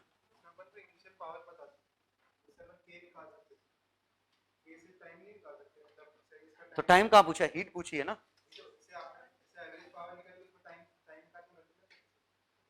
तो फिर हमें नीचे वाली इंफॉर्मेशन यूज करनी पड़ रही है ना। हाँ, कौन सा कांस्टेंट आ गया? हाँ, तो पावर निकाल तो ली 60 और 12 वोल्ट। हाँ, कैसे? तो मास की जरूरत नहीं पड़ेगी? नहीं समझ में आया। वो कांस्टेंट पावर वाला कांस्टेंट मिला था, ये कांस्टेंट नीचे वाला इंफॉर्मेशन यूज कर लेंगे तो आ जाएगा ना। हाँ, किसमें? हाँ, पावर वाले के में एमएस की इंफॉर्मेशन नहीं थी, के डैश में थी, है ना। तो वो इससे हम निकाल लेंगे, इससे हमको टाइम मिल जाएगा 30 डिग्री में और टाइम का मल्टीप्लाई कर देंगे, आंसर आ जाएगा। ठीक, तो ये थर्मल फिजिक्स है। थर्मोडायनेमिक्स में सिर्फ मैं फॉर्मूला ही लिख रहा हूं, दो तीन फॉर्मूले थे। पहला बल्क मॉडुलस कैसे निकालते हैं? माइनस बल्क मॉडुलस क्या होता है? Delta P is equal to minus B, तो बल्क मॉडुलस आया minus V DP by DV, सही है। और वो P V to the power eta से हम निकाल सकते हैं DP by P eta DV by V. तो अगर ये है तो बल्क मॉडुलस ईटा पी है, सही है, प्लस का।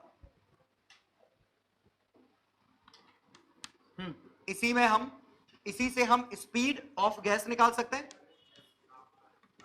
गामा पी बाय रो होता है, लेकिन एक्चुअली बल्क मॉडुलस बाय रो होता है, तो ईटा पी बाय। एडियाबेटिक मानते हैं वैसे जनरली, तो ईटा की वैल्यू गामा। दूसरा इसमें थर्मल एक्सपांशन कोएफिशिएंट, और thermal expansion delta V is equal to V gamma into V delta T. तो थर्मल एक्सपांशन आया delta V by V delta T. Once again T V to the power eta minus 1 से निकाल सकते हैं, कल ही निकाला था हमने।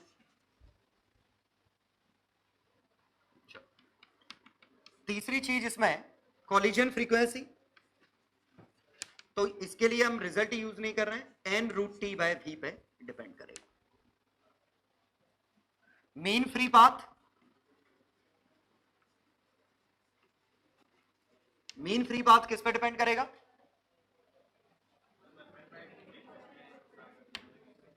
एन बाय वी अकेले पे, रूट टी कट जाएगा,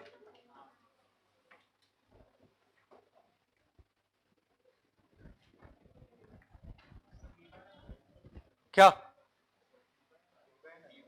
मीन फ्री पाथ है? ओके, अब ये रिलैक्सेशन टाइम है वी बाय, सॉरी, बिल्कुल सही। जितना वॉल्यूम बढ़ाएंगे उतना ज्यादा स्पेस मिलेगा उनको मूव करने के लिए, जितने एन होंगे उतना कम पर हेड डिस्ट्रीब्यूट होगा।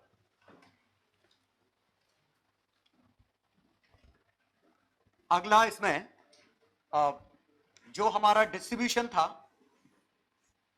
v का, और ये dn बाय dv का, तो ये हमारा एन वी फंक्शन है, ठीक है। इसका एरिया नंबर ऑफ मॉलिक्यूल देगा,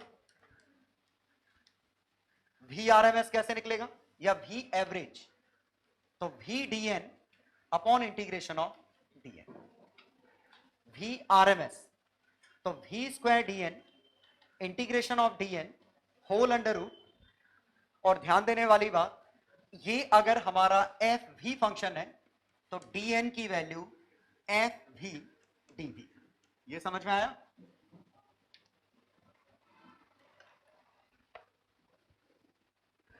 dn बाय dv का अगर आपको फंक्शन पता है तो आप आरएमएस एवरेज ऐसे कुछ निकालेंगे। भूल गए? ठीक है, ऐसा फंक्शन और किसका होता है इस तरीके से, N V A upon 1 plus X square, X upon 1 plus X square, है ना, ये होगा। ये फंक्शन दे दिया मैंने, इसका भी ग्राफ ऐसे ही बनेगा, लगभग बनेगा। मोस्ट प्रोबेबल तो मैक्सिमम मिनिमा से निकल आएगा, और मैक्सिमा दिख रहा है कि 1 है, या डायमेंशनली सही करना है तो मैं ए स्क्वायर प्लस वी स्क्वायर ऊपर बी ऐसे फंक्शन लिए, तो मैक्सिमम मिनिमा ए पे आ जाएगा, वी से डिवाइड करो एमजीएम लगाओ, तो मैक्सिमम मिनिमा ए पे आ गया। अब अगर इसका एवरेज निकालना होता तो V D N upon integration of D N formula ये है, लेकिन ये जो एन वी है वो D N by D V की वैल्यू है, तो डी एन की वैल्यू क्या मिलेगी,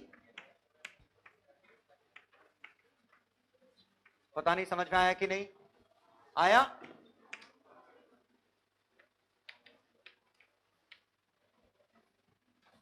जीरो से इंफिनिटी जो भी लिमिट दी होगी, जीरो से इंफिनिटी, वैसे इंफिनिटी आएगा नहीं क्योंकि हमारा वो इंटीग्रेशन गड़बड़ हो जाएगा शायद कहीं पर, है ना, तो फाइनाइट लिमिट होगी। लेकिन बस यहां ये याद दिलाना चाह रहा हूं कि आपको जो डीएन की वैल्यू छापोगे वो डीएन बाय डीवी से, ये डीएन की वैल्यू दिस टाइम्स डीवी होगी, ये इसमें छपेगा ऊपर नीचे, अब दोनों इंटीग्रेट हो जाएंगे। ठीक, तो अगर कोई हाइपोथेटिकल फंक्शन गिवन है तो उस फंक्शन से ऐसे निकालेंगे। हां, इसी की जगह अगर प्रोबेबिलिटी डिस्ट्रीब्यूशन फंक्शन गिवन होता तो ये जो होता probability dn by dv 1 upon n, ये समझ गए।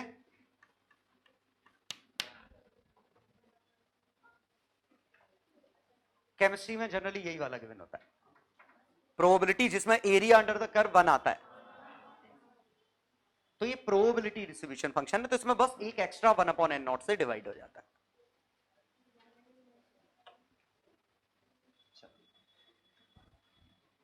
तो एरिया देखते समय देखना ऊपर क्या लिखा है। हाँ, अगला इसमें क्या आया था, एक तो molar heat capacity Cp is equal to Cv plus PdV by NC, NC dt, NC dt और PdV बाय N dt, सही है। ये लिखा, और यहां से इसी टर्म को चाहे तो हम लिख सकते हैं PdV, तो P को nRT बाय V, n से n कटा, मतलब कितना बना RT, ए dV होना चाहिए ना, कहां है dV by dt।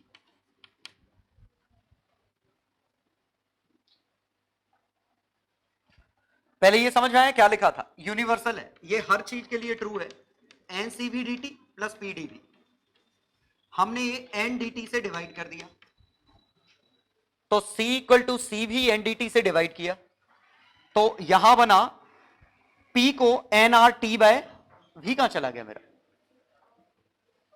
nRT by V, ये गायब हो गया, P को लिखा nRT by V, n dt dV, n से n कटा, तो ये बना RT बाय V। अभी समझ में आ जाएगा मैं ये क्या कर रहा हूं, ये रिजल्ट आया। अब हम इसमें ये कहना चाह रहे हैं कि अगर process PV to the power something equal to constant है तो मोलर हीट कैपेसिटी आएगी कांस्टेंट, क्योंकि इवेंचुअली ये TV to the power something में कन्वर्ट हो जाएगा।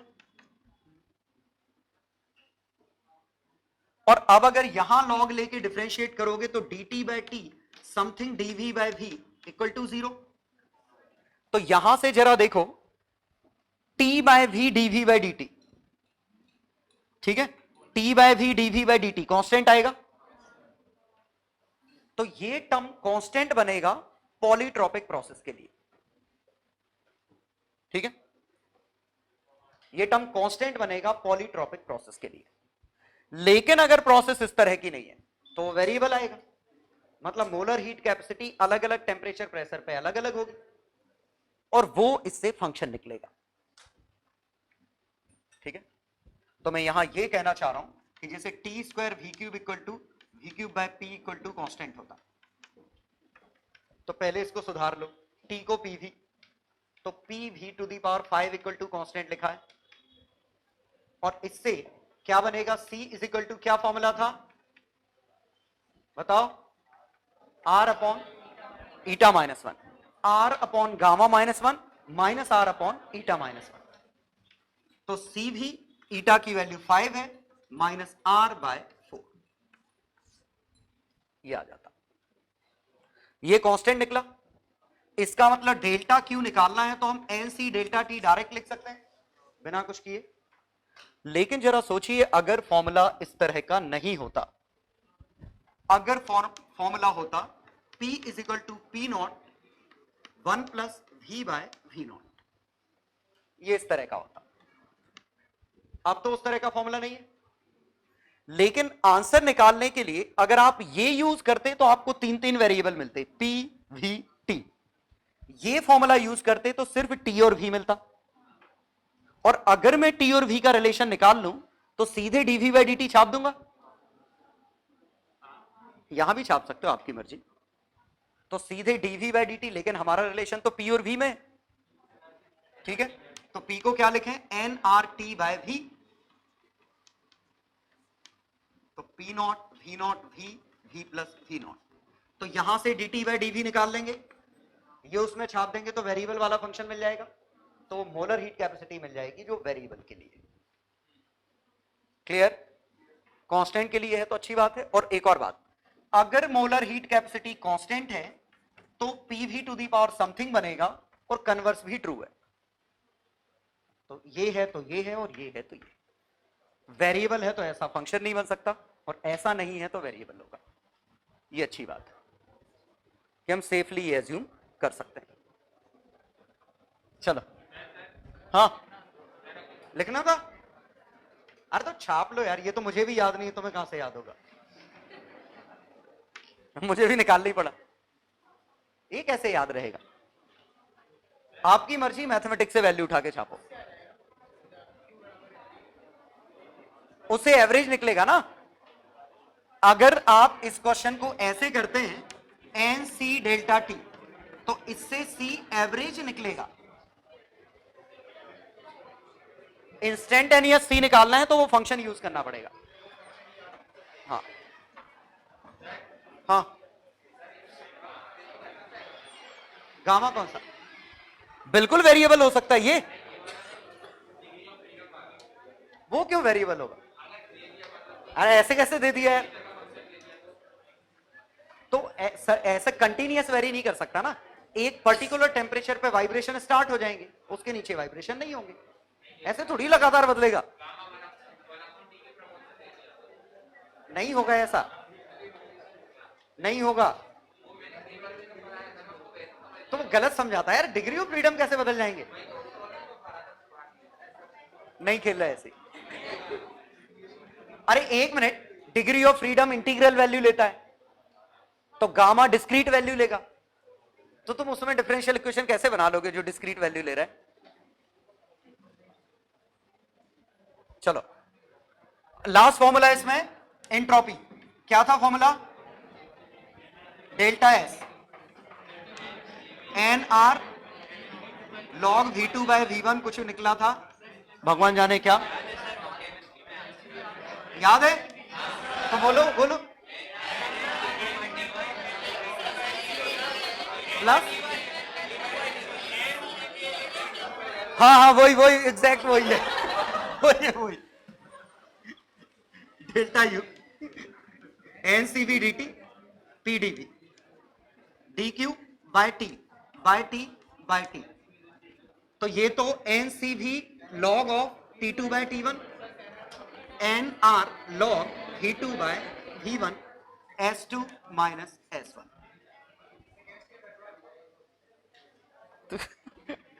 इतने काय को रट रहे हो यार।